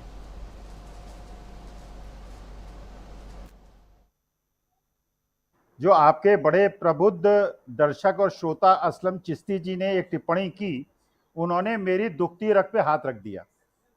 अब प्रश्न केवल 15 लाख का नहीं है, अगर इंटरेस्ट जोड़ लीजिए करीब 40 लाख का है। और मैंने सोचा था अगर ये पैसा मिल जाएगा तो एक नई अच्छी गाड़ी खरीद लूंगा। मेरी गाड़ी धक्का दे के चलती है, लेकिन वो ना पैसा मिला ना मैं गाड़ी बदल पाया। खैर, संजय सिंह से क्षमा मांगते हुए मैं एक टिप्पणी करना चाहता हूं। पहले एक क्षमा मांग लेता हूं। उन्होंने कहा कि बीजेपी वो पार्टी है जो हिंदू और हिंदुत्व की रक्षा करती है। देखिए राजीव जी, मेरे हिसाब से मेरे सनातन धर्म का और मेरे हिंदू धर्म का जितना नाश बीजेपी ने किया है, किसी ने नहीं किया है। मेरा सनातन धर्म और हिंदू धर्म सबसे अच्छा धर्म इसलिए था कि ये संभावी धर्म था, ये लचीला धर्म था, ये प्यार करने वाला धर्म था, ये घृणा और द्वेष का धर्म नहीं था। पूरे विश्व में मेरे धर्म को इन लोगों ने बर्बाद कर दिया। हिंदू धर्म को इन्होंने बिल्कुल नाश कर दिया। हिंदू धर्म का इन्होंने स्वामी विवेकानंद को नहीं पढ़ा।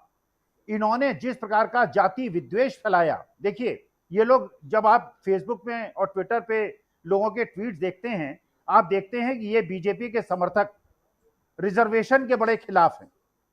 राजीव जी, हाथ दिल पे हाथ रख के आपके सारे पैनलिस्ट और जितने आपके श्रोता हैं जो हिंदू हैं, एक चीज का जवाब दें। आजकल श्राद्ध चल रहे हैं, श्राद्धों में अगर आप ब्राह्मणों को भोजन कराते हैं, किसको भोजन कराते हैं? क्या दलितों को भोजन कराते हैं? आदिवासियों को भोजन कराते हैं? पिछड़ों को भोजन कराते हैं? अगर केवल ब्राह्मणों को भोजन कराते हैं तो आप रिजर्वेशन क्यों करते हैं? क्या ये रिजर्वेशन नहीं है? अगर मंदिर के अंदर केवल ब्राह्मण पुजारी होता है, क्या ये रिजर्वेशन नहीं है? तो जहां आपको रिजर्वेशन चाहिए वहां आप रिजर्वेशन सवर्णों के लिए कर देते हैं, और जहां पिछड़ों और आदिवासियों को समान अधिकार देने की बात होती है वहां आप जो है आरक्षण का विरोध करते हैं। आइए, अब ब्रह्म भोज जो है उसमें ब्राह्मण भोज नहीं होगा, उसमें दलित भोज होगा, उसमें आदिवासी भोज होगा, और आदिवासियों दलितों के पैर छुएंगे और पैर छू के उनको भोजन कराएंगे। जाति प्रथा खत्म हो जाएगी। अगर आप देश के अंदर छुआछूत रखेंगे और ये कहेंगे कि वो अयोग्य हैं, अगर वो अयोग्य होते तो बाबा साहब भीमराव अंबेडकर ने संविधान न लिखा होता। और आप देखिए, चलिए एक छोटी सी चुनौती आपकी जो महिला दर्शक हैं उनसे पूछता हूं। एक लड़का था आज जो गाना गाते थे आज से 2 साल पहले, बड़े गरीब घर का लड़का, घर में खाने को नहीं था, सबसे अच्छा गायक वो मुसलमान लड़का निकला था, और आजकल भी वो कंपटीशन चल रहा है। एक मुसलमान लड़का जब गाना गाता है तो श्रेया घोषाल की आंखों से आंसू आ जाते हैं, रो पड़ती है। और वो जानते हैं कौन लड़का है? वो कूड़ा बीनता है अपनी मां के साथ, और श्रेया घोषाल जाके उससे गले मिलती है और उससे कहती है कि मेरा आज सिर श्रद्धा से ऊपर हो गया। देखिए, मेरे देश के गरीब और मेरे देश के झुग्गी झोपड़ी रहने वाले, और मैं अपनी एक लास्ट टिप्पणी करता हूं। जब मैं छोटा बच्चा था, एक हमीद लड़का था इलाहाबाद में, अपने कंधे पे बंदर रख के सड़क पे गाते हुए घूमता था, और मैं चुनौती देता हूं वो हमीद लड़का आज बूढ़ा हो गया होगा, खत्म हो गया होगा, ये छोटे मोटे काम करके, मोहम्मद रफी से कम नहीं थी उसकी गायकी, लेकिन इन लोगों को मौका नहीं मिलता है, और मौका उनको मिलता है जिनके पास पैठे और लाठी की ताकत है। तो वास्तविकता यह है, हमारे देश में 142 करोड़ लोग एक समान हो, सबको एक अधिकार मिले, ना कोई ऊंचा हो ना कोई नीचा हो, ना कोई छूत हो ना कोई अछूत हो, तब देश महान बनेगा और बड़ा बनेगा, और तब मेरे हिंदुत्व की रक्षा होगी। इन लोगों ने हिंदुत्व का नाश कर दिया है। बहुत बहुत गंभीर बातें आप यहाँ कह रहे हैं। भले वो एक कूड़ा बिनने वाला लड़का हो या एक बंदर घुमाने वाला इंसान हो, लेकिन बात जो है कहीं ना कहीं हमारे समाज को बहुत गहराई तक छूती है। ज़रा आना चाहता हूँ डॉक्टर प्रकाश हिंदुस्तानी जी आपके पास। पैर धोने वाली बात कर रहे थे अभी स्वामी जी। सबसे ज़्यादा अभी पिछले दिनों जो पिक्चर में जो तस्वीर जिसकी सबसे ज़्यादा सामने आती है, पैर धोते हुए, टीका लगाते हुए, कभी पैर छूकर फिर सिर पे टीका लगाते हुए, ये शिवराज सिंह चौहान की तस्वीर आती है। पिछले दिनों हम लगातार देख रहे हैं, और चाहे वो एक आदिवासी के ऊपर पेशाब करने वाली बात जो है वहाँ से लेकर के और अभी तक, पिछले दिनों कुछ महिलाओं के भी पैर छू रहे थे वो। क्या आज की तारीख में ये सारी जो चीज़ें हैं, कवायद जो है, ये वोट बैंक में या वोट में तब्दील होती हुई दिखाई दे रही हैं आपको? चूँकि मध्य प्रदेश में आप हैं और ऐसी तस्वीरें चुनाव के समय खूब आती हैं, क्या इसका फ़ायदा नज़र आता है? देखिए राजीव जी, जिस युवक के ऊपर पेशाब किया गया, उसके चेहरे पर, उसे या उसके समकक्षी या उसके जैसी शक्ल वाले व्यक्ति को बुलाकर सीएम ने उसके पांव पखार लिए। सीएम की भावनाएं बहुत अच्छी होंगी, मैं उसकी कद्र करता हूं, लेकिन सवाल यह है कि आखिर किसी की हिम्मत कैसे होती कि वो ये काम करे? आखिर वो कौन सी श्रह होती है? वो किस धर्म के हिसाब से पंडित जी कर रहे थे वो काम, कि किसी के ऊपर, चेहरे के ऊपर पेशाब करना, और कोई गलती से नहीं कर रहे थे। ऐसा नहीं था कि वो नींद में थे और गलती से वो, या वो रोक नहीं पा रहे थे, हाई शुगर के पेशेंट हों, हाई बीपी या शुगर के पेशेंट, ऐसा कुछ भी नहीं था। जो व्यक्ति दुर्भावनापूर्वक ऐसा कृत्य कर रहा था, उस व्यक्ति को सजा देने के लिए क्या हुआ? उसके मकान को तोड़ने की बात हुई थी तो उसके मकान को तोड़ा गया, खाली उसके बरामदे की दीवार तोड़ दी गई और छोड़ दिया गया। और जिस एमएलए के वो खास सिपह सालार थे, उस एमएलए को अभी टिकट नहीं मिला इस चुनाव में, तो उस एमएलए ने कहा कि मैं बीजेपी की ईंट से ईंट बजा दूंगा। यानी जो व्यक्ति गलत काम को प्रश्रय दे रहा है, बीजेपी उसके खिलाफ कुछ कर नहीं रही है, लेकिन वो व्यक्ति बीजेपी के खिलाफ बोल रहा है। तो मुझे लगता है कि शिवराज सिंह चौहान का पूरा अभियान फिजूल गया, मिसफायर हुआ। वे जो बात चाहते थे वो नहीं हुई। दूसरी बात यह है कि चाहे नवरात्र हो या कोई भी अवसर हो, बालिकाओं के पैर पखारना, बहनों के पैर पखारना, सवाल ये कि आप उन्हें इतना ऊंचा दर्जा अपनी जिंदगी में दीजिए कि उनके पैर पखारने की जरूरत ना पड़े। वो स्वाभाविक रूप से आपके समकक्ष हों, चाहे शिक्षा का मामला हो, चाहे नौकरी का मामला हो, चाहे बिजनेस का मामला हो। आप उन्हें आगे आने का मौका दीजिए, आपके समकक्ष खड़ा होने का मौका दीजिए। पैर पखारने से, हाथ जोड़ने से, नारी को देवी कहने से कोई उनका भला होने वाला नहीं है, जब तक कि उनकी शिक्षा की, उनके बेहतर स्वास्थ्य की चिंता न करें। तो आप लाडली बहना कहें, बहुत अच्छी बात है, लेकिन कुपोषण के शिकार सबसे ज्यादा बच्चे हमारे प्रदेश में ही हैं। कुपोषण के अलावा महिला अत्याचार की सबसे ज्यादा वारदातें राष्ट्रीय अपराध ब्यूरो में दर्ज है, मध्य प्रदेश में है। सबसे ज्यादा कुपोषण के शिकार, सबसे ज्यादा गर्भवती महिलाओं की मृत्यु, सबसे ज्यादा शिशु मृत्यु दर, ये सारी चीजें जब हैं तो पांव पखारना एक तरह का दिखावा है, ढोंग है। इस ढोंग की कोई जरूरत नहीं है। लेकिन हमारे प्रदेश में ढोंग की बहुत ज्यादा अहमियत बढ़ गई है।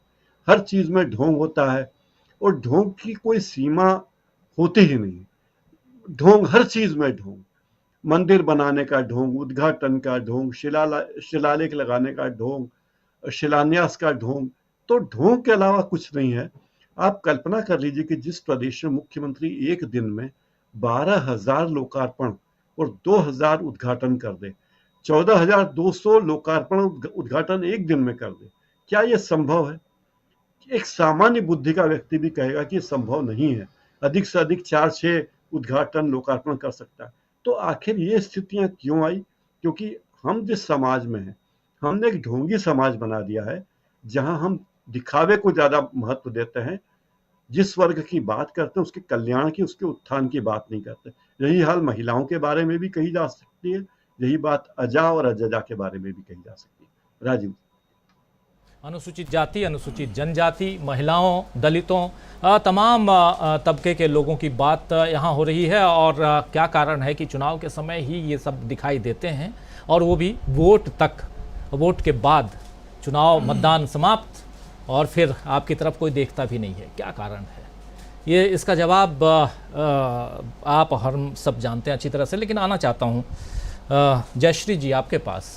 जयश्री जी, आपको क्या लगता है कि ये जो चुनाव, अभी 5 राज्यों के चुनाव हैं, उसमें जाति आधारित जनगणना मुद्दा बन सकता है, ऐसा लगता है आपको? जी बिल्कुल। अगर जो इंडिया पूरा गठबंधन है वो अपने कार्ड्स और जो, देखिए अल्टीमेटली इलेक्शन जो है वो ग्राउंड गेम है, एक अलग किस्म का 2020 का मैच है वो।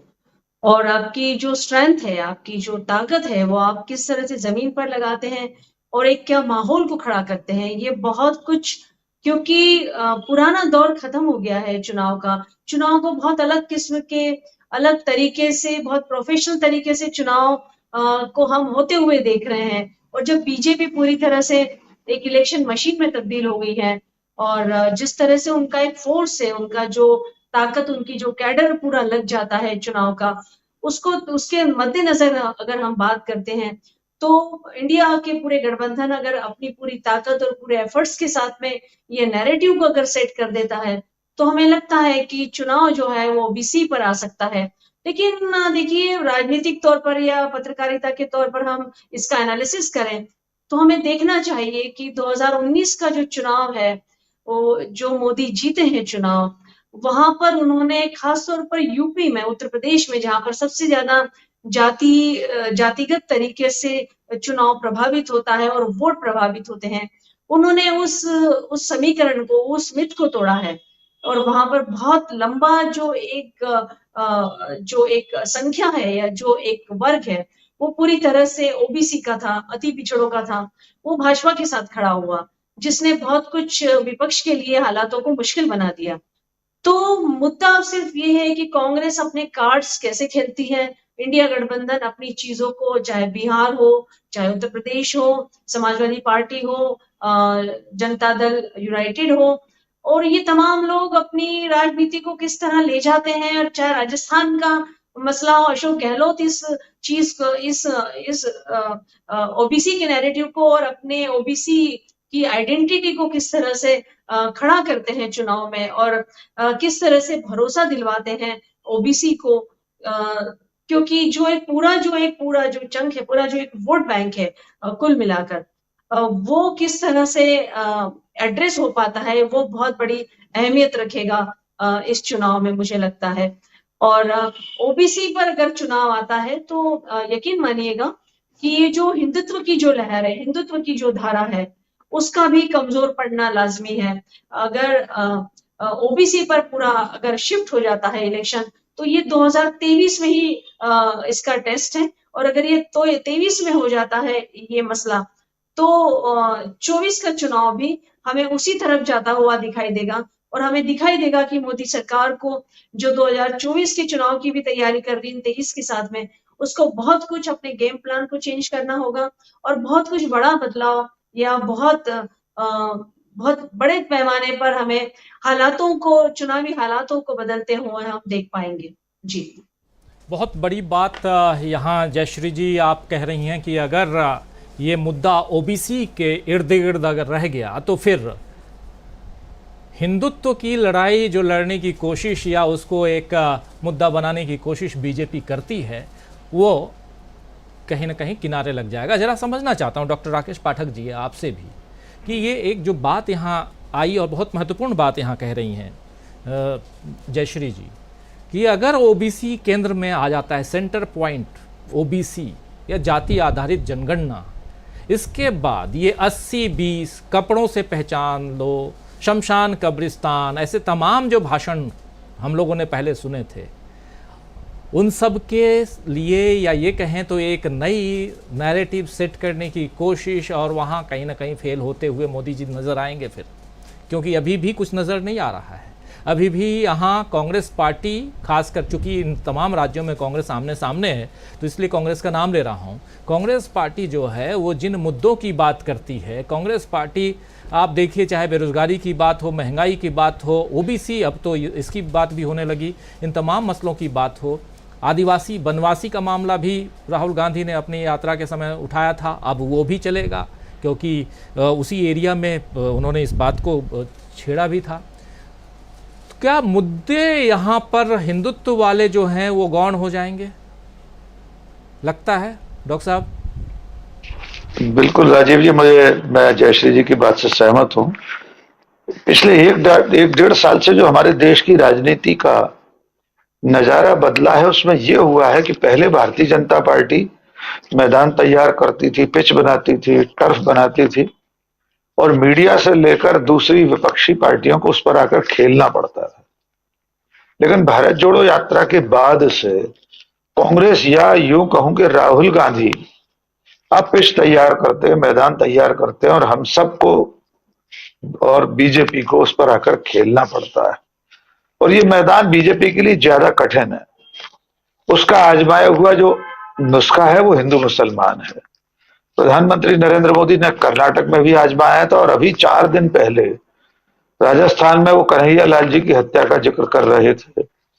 हिंदू तीज त्योहारों की बात कर रहे थे कि कोई तीज त्योहार बिना पथराव के नहीं होता, इत्यादि इत्यादि। शायद प्रशांत जी ने या किसने कहा था, आदर्श आचार संहिता में ये सब ना हो। ये मुश्किल ही है कि हमारा चुनाव आयोग रोक पाए इन चीजों को, क्योंकि प्रधानमंत्री तो मतदान के बाद 100 मीटर के दायरे से ही अपना चुनाव चिन्ह दिखाते हुए रोड शो निकाल लेते हैं। चुनाव आयोग कुछ नहीं कर पाता। धार्मिक भेदभाव, कट्टरता के, सामाजिक विद्वेष के कितने भाषण अब तक वे दे चुके हैं। हमें याद नहीं है कि आज तक चुनाव आयोग ने कोई सख्त कार्रवाई की हो या सख्त संदेश भी दिया हो। हम नहीं कह रहे कि चुनाव आयोग कोई प्रधानमंत्री से पद छोड़ने की बात करेगा, लेकिन कम से कम इतना तो कहे कि आप मतदान केंद्र के 100 मीटर के दायरे में चुनाव चिन्ह तो मेहरबानी करके मत दिखाइए। तो कुल मिलाकर अब जो बदला हुआ निजाम है उसमें जो सबसे महत्वपूर्ण मुद्दे हैं, जिनमें से एक ओबीसी का मुद्दा है, दूसरा मुद्दा जो विजय शंकर सर ने कहा महिलाओं वाला, उसमें मैं एक बात जोड़ना चाहता हूं जो मेरी जानकारी है, प्रशांत जी और शकील जी उसकी तस्दीक 1-2 दिन में कर लें अगर कल तक। आज जब मध्य प्रदेश की सीटों की चर्चा हो रही थी सीडब्ल्यूसी में, मेरे एक सूत्र ने बताया कि राहुल गांधी ने सबसे पहले इस बात पर आपत्ति की कि इसमें महिलाओं की संख्या कम क्यों है। राहुल गांधी ने कहा कि हम लोग महिला आरक्षण की बात कर रहे हैं, पूरी लड़ाई लड़ रहे हैं। तो कमलनाथ, दिग्विजय सिंह, जो लोग भी उस वक्त रहे हैं उस बैठक में, उनसे उसमें पूछा है कि इसमें महिलाओं की संख्या इतनी कम क्यों है और कैसे बढ़ाई जा सकती है, इस पर बात करके फिर बैठिए दोबारा इसमें। अगर राहुल गांधी पार्टी के भीतर भी प्रत्याशियों के चयन में भी महिलाओं के मुद्दे को, महिलाओं की भागीदारी को, टिकट वितरण में महिलाओं की संख्या को लेकर सतर्क हैं और ओबीसी के मुद्दे को लेकर सतर्क हैं, तो इन दो मुद्दों पर भारतीय जनता पार्टी के पास कोई ऐसी ढाल नहीं है कि इनका जवाब वो दे सके। तो मैं ये मानकर चल रहा हूं कि कितना भी हम और आप ये कामना कर लें कि आदर्श आचार संहिता में ये सब नहीं करना है, उन्हें जो जो चीजें नहीं करनी है वे सब चीजें होंगी अभी चुनाव में। आप यकीन मानिए नरेंद्र मोदी जी के अगले दौरे में हम लोग ऐसे ही किसी शाम बैठेंगे और डिस्कस कर रहे होंगे कि मोदी जी बजरंगबली और बजरंग दल को आमने सामने बराबर से रखकर वोट मांग रहे होंगे। कुछ और प्रतीक होगा, ये तो उदाहरण के लिए जो उन्होंने कर्नाटक में आजमाया था। तो कुल मिलाकर मेरा निष्कर्ष ये है कि कांग्रेस और विपक्ष के तमाम दल अब जिंदगी के, समाज के असली मुद्दों पर बात कर रहे हैं और उनके जवाब बीजेपी और नरेंद्र मोदी के पास है नहीं। वे कल्पना लोक में रहते हैं हिंदू मुसलमान के, उसी पर लौटेंगे और इसके सिवा वे कुछ नहीं कर सकते। जी राजीव जी बिल्कुल। और ये अगर महिलाओं का मामला आ जाता है, प्रशांत टंडन जी बहुत सही बात यहाँ रख रहे थे डॉक्टर राकेश पाठक जी, कि अगर महिलाओं का मसला आ जाता है, ओबीसी का मसला है ही, और अब लगभग बीजेपी ने अपने पत्ते खोल दिए हैं। आज राजस्थान के लिए भी अपने 7 सांसदों को मैदान में उतार दिया है बीजेपी ने, वो लिस्ट भी आप सब ने देख लिया। लेकिन महिलाओं के मामले में बीजेपी काफ़ी पीछे है और महिला आरक्षण लेकर के नए संसद भवन में आई थी। यहाँ भी क्या घिरती हुई यहाँ दिखाई देती है? क्या किस रूप से देखा जाए अगर इस मसले को भी यहाँ कांग्रेस उठा करके सामने आती है, मैदान में आती है तो 38 दिन बहुत कम है, ये इसमें कोई दो राय नहीं। लेकिन फिर भी ये समझना चाहता हूँ कि क्या ओबीसी, महिला, इन दोनों अल्पसंख्यक, इनको भी सामने ले आइए, और इसके साथ साथ एक आदिवासियों का जो पूरा का पूरा बेल्ट है उधर भी देखा जाए, और मध्य प्रदेश को अगर फोकस करके देखा जाए, मध्य प्रदेश और राजस्थान, तो यहाँ एज कांग्रेस को दिखाई देता है। देखिए, मध्य प्रदेश के जो आदिवासी इलाकों का कितना प्रभाव हम लोग एक बार चर्चा कर चुके हैं, आंकड़ों के साथ दोबारा चर्चा कर लेंगे कि वो मध्य प्रदेश में क्या स्थिति है। लेकिन महिलाओं का देखिए, जहाँ तक प्रश्न है, ये सभी पॉलिटिकल पार्टीज के लिए अब ये ऐसा मुद्दा बन गया है जिसको टालना असंभव है। इसीलिए मैंने देखिए नोबेल प्राइज की बात की कि वो भी महिला अर्थशास्त्र के ही मुद्दे पर मिला है। ये इतनी बड़ी कंस्टिट्यूंसी बन चुकी है भारत में, अब उज्ज्वला योजना से लेकर महिला आरक्षण सब इसी की बात कर रहे हैं। और ये अच्छा संकेत है कि महिला एक पॉलिटिकल कंस्टिट्यूंसी बन गई है और सब पॉलिटिकल पार्टियां विवश हैं उसको सीट देने को, रिप्रेजेंटेशन देने को। तो ये अच्छा संकेत है भारत की राजनीति में। वो कोई भी पार्टी जीते हारे अलग बात है।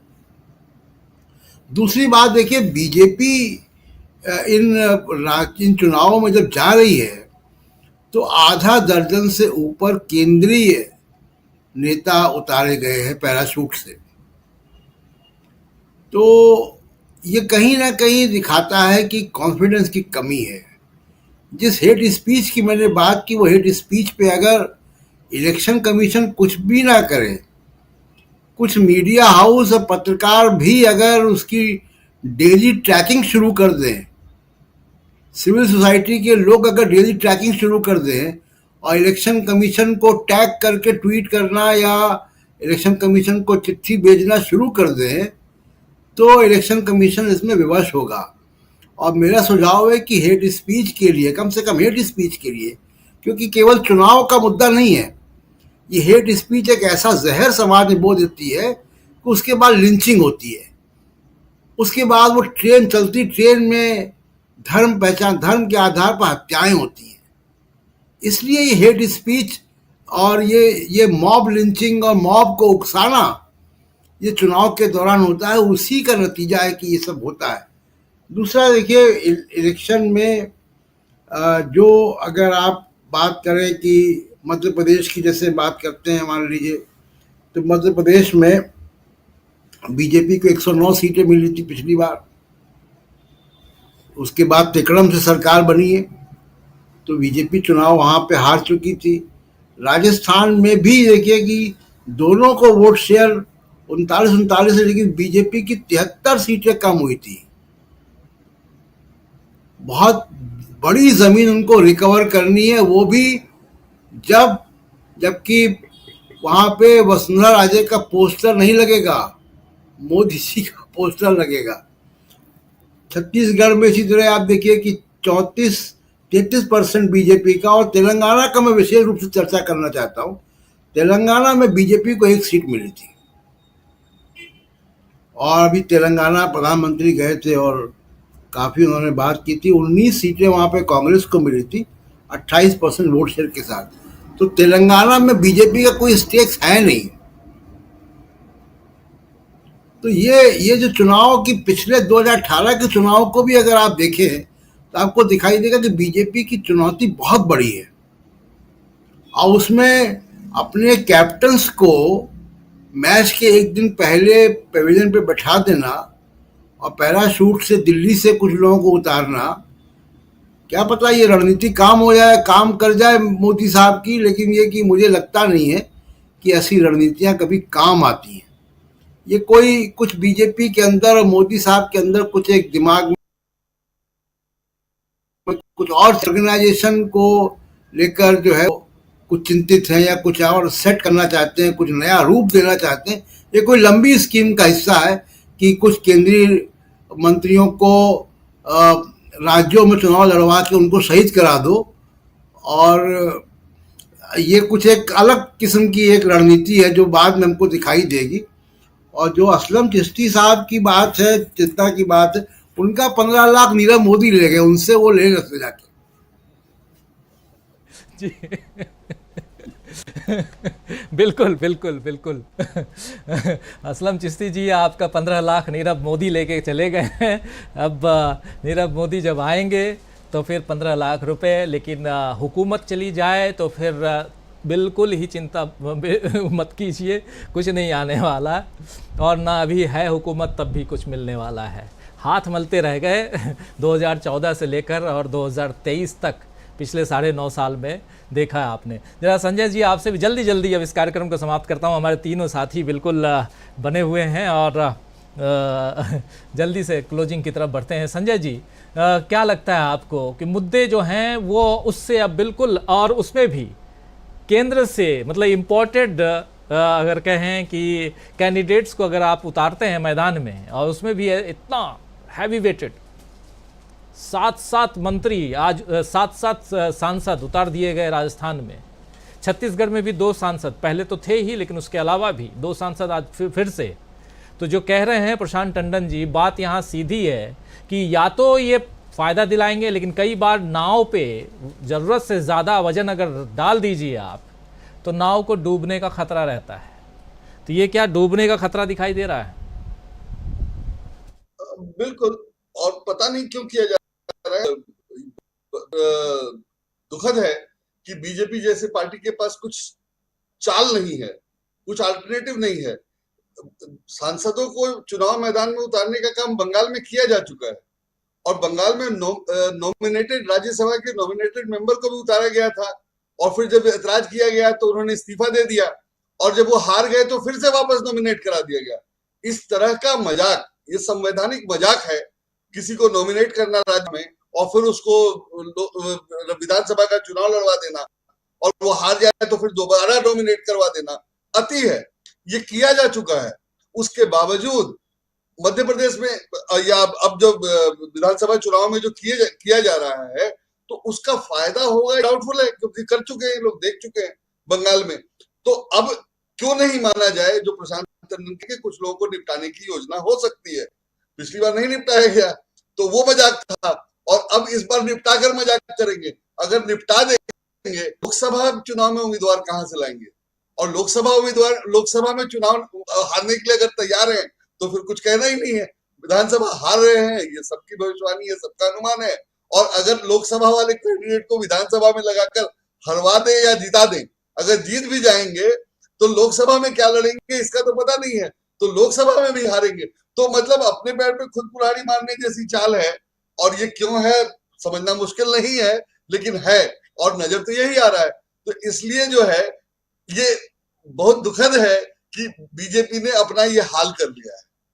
संक्षेप में यही है कि बीजेपी ने अपना ये हाल कर लिया है कि उसके पास कुछ है नहीं ऑप्शन, और जो ऑप्शन है वो घिसा पिटा है, और दिख रहा है कि घिसा पिटा है, उसका नुकसान हो रहा है, उसका फायदा नहीं हो रहा है, तब भी वही करने को मजबूर है। राजीव जी, बीजेपी ने अपना ये हाल कर लिया है शकील अख्तर जी, या राहुल गांधी ने बीजेपी का ये हाल कर दिया है?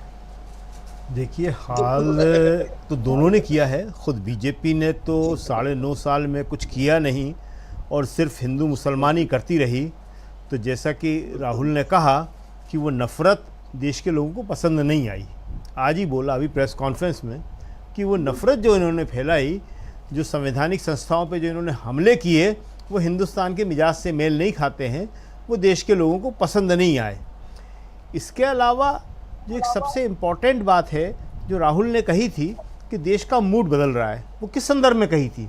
वो इस संदर्भ में कही थी कि करगिल हिल काउंसिल में कांग्रेस और नेशनल कॉन्फ्रेंस ने बहुत अच्छा प्रदर्शन किया है। 22 सीटें जीती हैं। 22 सीटें जीती हैं और बीजेपी को केवल 2 मिली हैं। बीजेपी 9 सीटों पर चुनाव लड़ी थी, शायद इससे ज़्यादा भी लड़ी थी, और काफ़ी सीटों पर चुनाव लड़ी थी, हमारे पास है उसका डाटा।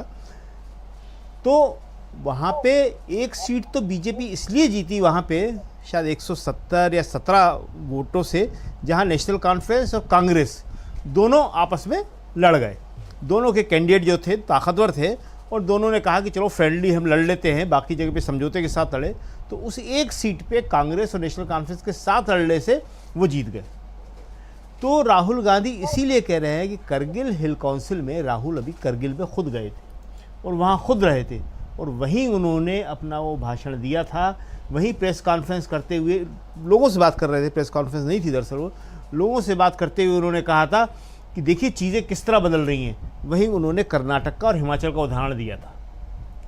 तो पूछा गया था उनसे कि डाउनफॉल, कांग्रेस का डाउनफॉल, तो उनका डाउनफॉल तो वहाँ हो रहा है। तो ये जो है अब चीज़ें इस तरह बदल रही हैं कि राहुल ने कमान अपने हाथ में ले ली है। राहुल आज 4 मुख्यमंत्री को अपने अगल बगल बिठा के वो प्रेस कॉन्फ्रेंस कर रहे हैं।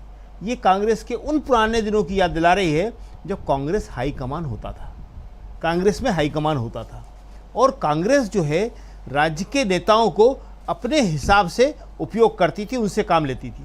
पिछले दिनों क्या हुआ कि शत्रप ये समझने लगे कि वोट उन्हीं को मिला हुआ है। 2018 की भी हम लोगों ने सबने चर्चा की।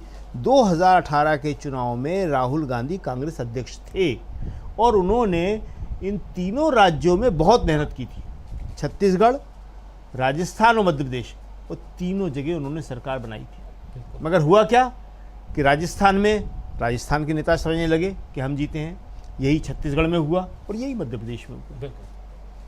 लेकिन अब सबके समझ में आ गया है कि नेता कौन है, और आप भी नेता हैं, ऐसा नहीं है, लेकिन जैसे कि मोदी जी हैं तो मोदी जी नेता हैं एक बीजेपी के। मोदी जी ही चुनाव लड़ रहे हैं अब तो सब राज्यों में। राहुल इतना तो नहीं कर रहे कि खुद ही लड़ रहे हो चुनाव, वो तो सबको कह रहे हैं कि ये हमारे गहलोत जी लड़ रहे हैं, वहाँ कमलनाथ जी लड़ रहे हैं, यहाँ पे हमारे बघेल जी लड़ रहे हैं चुनाव। जी बिल्कुल। तो आज की तारीख में राहुल ने ये साबित कर दिया कि कांग्रेस में, और कांग्रेस में ही नहीं इंडिया में भी, आप वहाँ थे जब ममता बनर्जी कहती हैं कि Rahul is my favourite, Rahul is our favourite. तो इंडिया में भी आज 3 बैठक हो चुकी हैं, पटना, बेंगलुरु और मुंबई, और तीनों जगह जो केंद्रीय व्यक्तित्व रहा वो राहुल ही रहा है। तो आज राहुल को सब लोगों ने इस बात के लिए स्वीकार कर लिया है, मान लिया है कि राहुल देश की जनता के प्रतिनिधि हैं, उनकी आवाज़ को उठा रहे हैं। और यही बात जो है कांग्रेस के और इंडिया के पक्ष में जा रही है कि राहुल का कद इस तरह बढ़ रहा है कि जनता भी उन्हें स्वीकार कर रही है, कांग्रेस के लोग भी कर रहे हैं और इंडिया के नेता भी। राहुल गांधी ने तो आज ये भी घोषणा कर दी कि वो मिजोरम जा रहे हैं बहुत जल्दी। कब जा रहे हैं ये भी बताया क्या उन्होंने? नहीं, ये नहीं बताया उन्होंने। इस संदर्भ में बताया उन्होंने जब 4 राज्यों का जिक्र किया कि यहाँ हम जीत रहे हैं, मध्य प्रदेश सबसे पहले बोला उन्होंने, फिर छत्तीसगढ़ और राजस्थान बोला, और फिर तेलंगाना बोला उन्होंने। और जो आपने ये बताया कि तेलंगाना का जो सर्वे आया है अभी, वो बता रहा है कि कांग्रेस वहाँ जीत रही है। और उसके बाद उन्होंने कहा कि मिजोरम भी जीत रहे हैं और मैं वहाँ जा रहा हूँ। अभी फिलहाल 10 तारीख को तो मध्य प्रदेश जा रहे हैं वो, और उसके बाद का प्रोग्राम होगा उनके, 10 के बाद का प्रोग्राम होगा उनका, तो मिजोरम भी जा रहे हैं वो। बिल्कुल, राहुल गांधी में वो कॉन्फिडेंस दिखाई दे रहा है। सिंह साहब, जरा आपसे क्लोजिंग कमेंट चाहूँगा। राहुल गांधी में कॉन्फिडेंस, और क्या राहुल गांधी के इस कॉन्फिडेंस के आगे अब मोदी जी का जो कद पहले 56 इंच और क्या क्या कहते थे, वो सब अब ध्वस्त होता हुआ दिखाई दे रहा है, डाउन होते हुए दिखाई दे रहे हैं मोदी जी?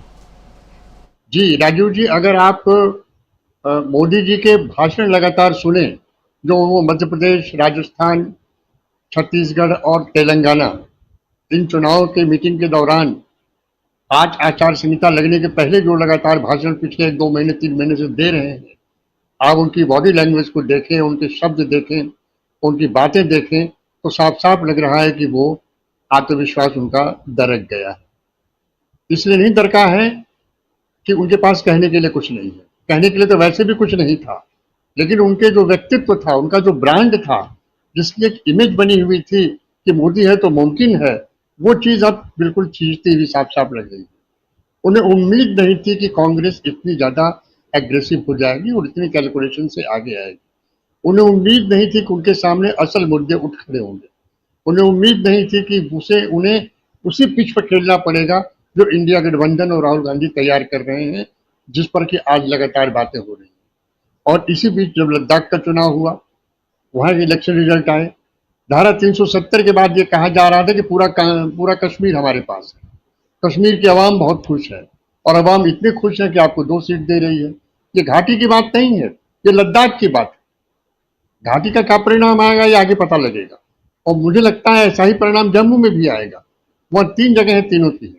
दूसरी बात, अब जो केंद्र से लाके लड़ाने की बात है, मंत्रियों को किसे निपटाना चाहते हैं, किसे नहीं निपटाना चाहते हैं, ये हमारे जो वरिष्ठ पत्रकार मित्र हैं वो बेहतर बता पाएंगे। मुझे तो ये लगता है कि नरेंद्र मोदी जी जो कभी बात किया करते थे कांग्रेस मुक्त भारत की, एक ऐसी स्थिति में बीजेपी को लाकर खड़ा कर देंगे कि बीजेपी लंबे समय तक अपने पांव पर खड़ी नहीं हो पाएगी। अब जैसे प्रकाश जी ने बताया कि एक दिन में आके इतने उद्घाटन, इतने शिलान्यास, जब चुनाव सर पे आ रहा है, सूचना लगने के पहले आप तरह तरह की योजनाएं ला रहे हैं, आप गैस के दाम घटा रहे हैं, आप लाडली बहना योजना ला रहे हैं, और भी तरह तरह की योजनाएं ला रहे हैं, तो आखिर ये पहले क्यों नहीं हो सका था? इसका मतलब ये है कि सबको पता है कि इस तरह की योजनाएं तभी आती हैं जब आपको चुनाव लड़ना होता है, और एक प्रकार का ये लॉलीपॉप है। इस पर भी सुप्रीम कोर्ट में बहस चल रही है, वहां भी चल रहा है कि आप ये कैसे कर रहे हैं। 1 नया पैसा आप बजट का खर्च नहीं कर सकते बिना जनता के, उसके बिना विधानमंडल के, आप कैसे अनावश्यक रूप से ये बताते जा रहे हैं।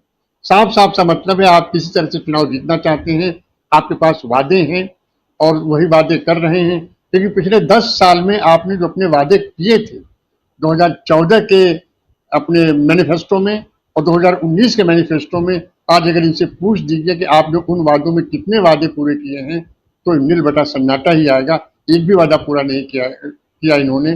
तब सीधे बात घूम फिर के आ जाएगी कि उन्होंने बजरंग बली के खिलाफ बोल दिया, तो वो राम मंदिर बनने देना चाहते थे, तो वो देश को बांटना चाहते हैं, तो वो जो है सनातन धर्म को मिटाना चाहते हैं। तो इस तरह की बातें होंगी, लेकिन जनता बहुत समझदार हो गई है। और लोगों से, जब मैं भी लोगों से मिलता जुलता हूँ, अपने गांव जाता हूँ, बनारस शहर जाता हूँ, और भी जगह जगह लोगों से बात होती है, तो साफ साफ ये पता चलता है कि भारतीय जनता पार्टी का ये अक्स उतर रहा है, ये मुलम्मा उतर रहा है, अब लोग पहचानने लगे हैं और बदलाव साफ साफ दिख रहा है। तो जो भी सर्वे आ रहे हैं वो बदलाव को प्रमाणित करते हैं। बस सीधा से मुझे बस एक ही बात कह के मैं समाप्त करूंगा कि कांग्रेस और इंडिया गठबंधन को इतनी तगड़ी मेहनत के बाद भी, इस स्थिति में आने के बाद भी, आगे आने वाले किसी भी धार्मिक और सांप्रदायिक उन्माद के शब्दावली में और एजेंडे में नहीं फंसना है, नहीं फंसना है, नहीं फंसना है।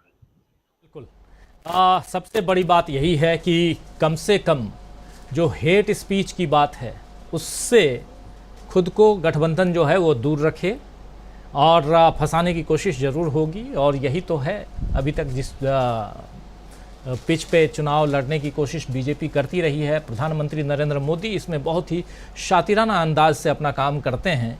लेकिन क्या अभी जो 38 दिनों का चुनाव होना है, इन 38-40 दिनों में क्या कुछ हम देखने जा रहे हैं? रोज़ आपके सामने कुछ ना कुछ तो आएगा ही ऐसा जो हम आप तक पहुंचाएंगे। और सबसे बड़ी बात कि किन मुद्दों के आधार पर बीजेपी चुनाव लड़ेगी, क्योंकि बीजेपी को मध्य प्रदेश की सरकार बचानी है और छत्तीसगढ़ और राजस्थान में सरकार लानी है। क्या ऐसा कर पाएगी बीजेपी? अगर ऐसा नहीं कर पाती है तो पहले से जैसा राहुल गांधी कह रहे हैं रिजल्ट वो है। तेलंगाना भी अब जीत रहे हैं राहुल गांधी, और मिज़ोरम में भी कांग्रेस बहुत मजबूती के साथ फाइट करती हुई दिखाई देगी जैसे ही राहुल गांधी वहां पहुंचेंगे। तो कांग्रेस को एक ऐसा बहुत दिनों बाद कह सकते हैं शकील अख्तर जी कि बहुत दिनों के बाद में एक ऐसा वो तुरुप का इक्का मिल गया है राहुल गांधी के नाम पर, जो जहां जाता है। अब देखिए लद्दाख जाकर 1000 किलोमीटर वो बाइक चलाते हैं और 22 सीटें गठबंधन के साथ में ले आते हैं। छोटी मोटी बात नहीं है, बहुत बड़ी बात है। राहुल गांधी को बाइक लेकर निकल लेना चाहिए फिर। अब मध्य प्रदेश भी, और हमारे साथी हैं ही मध्य प्रदेश से डॉक्टर प्रकाश हिंदुस्तानी जी, बढ़िया अरेंजमेंट अच्छा देख ही सकते हैं। और उसमें भी उस एरिया से हैं डॉक्टर प्रकाश हिंदुस्तानी जी जिस एरिया में बीजेपी और आरएसएस का गढ़ कहा जाता है। हालांकि वहाँ भेदने को, उस गढ़ को 2018 में भेदने में काफ़ी सफल रही थी कांग्रेस पार्टी। मालवा निमाड़ की बात कर रहा हूँ। और उस एरिया में अब क्या स्थिति होगी, राहुल गांधी उसी एरिया में जाने वाले हैं 10 तारीख को, इसके बाद देखा जाएगा। खैर, बहुत बहुत शुक्रिया अदा करना चाहता हूं डॉक्टर प्रकाश हिंदुस्तानी जी, बहुत शुक्रिया विजय शंकर सिंह साहब क्लोजिंग कमेंट के लिए, बहुत बहुत शुक्रिया शकील अख्तर जी, संजय जी और हमारे साथी प्रशांत टंडन जी। साथ में 3 और साथी जुड़े थे, पिंगले जी थी हमारे साथ जुड़ी हुई, हमारे साथ प्रोफेसर अखिल स्वामी जी थे और राकेश पाठक जी थे। आप सबका बहुत शुक्रिया, बहुत धन्यवाद। और आप तमाम साथी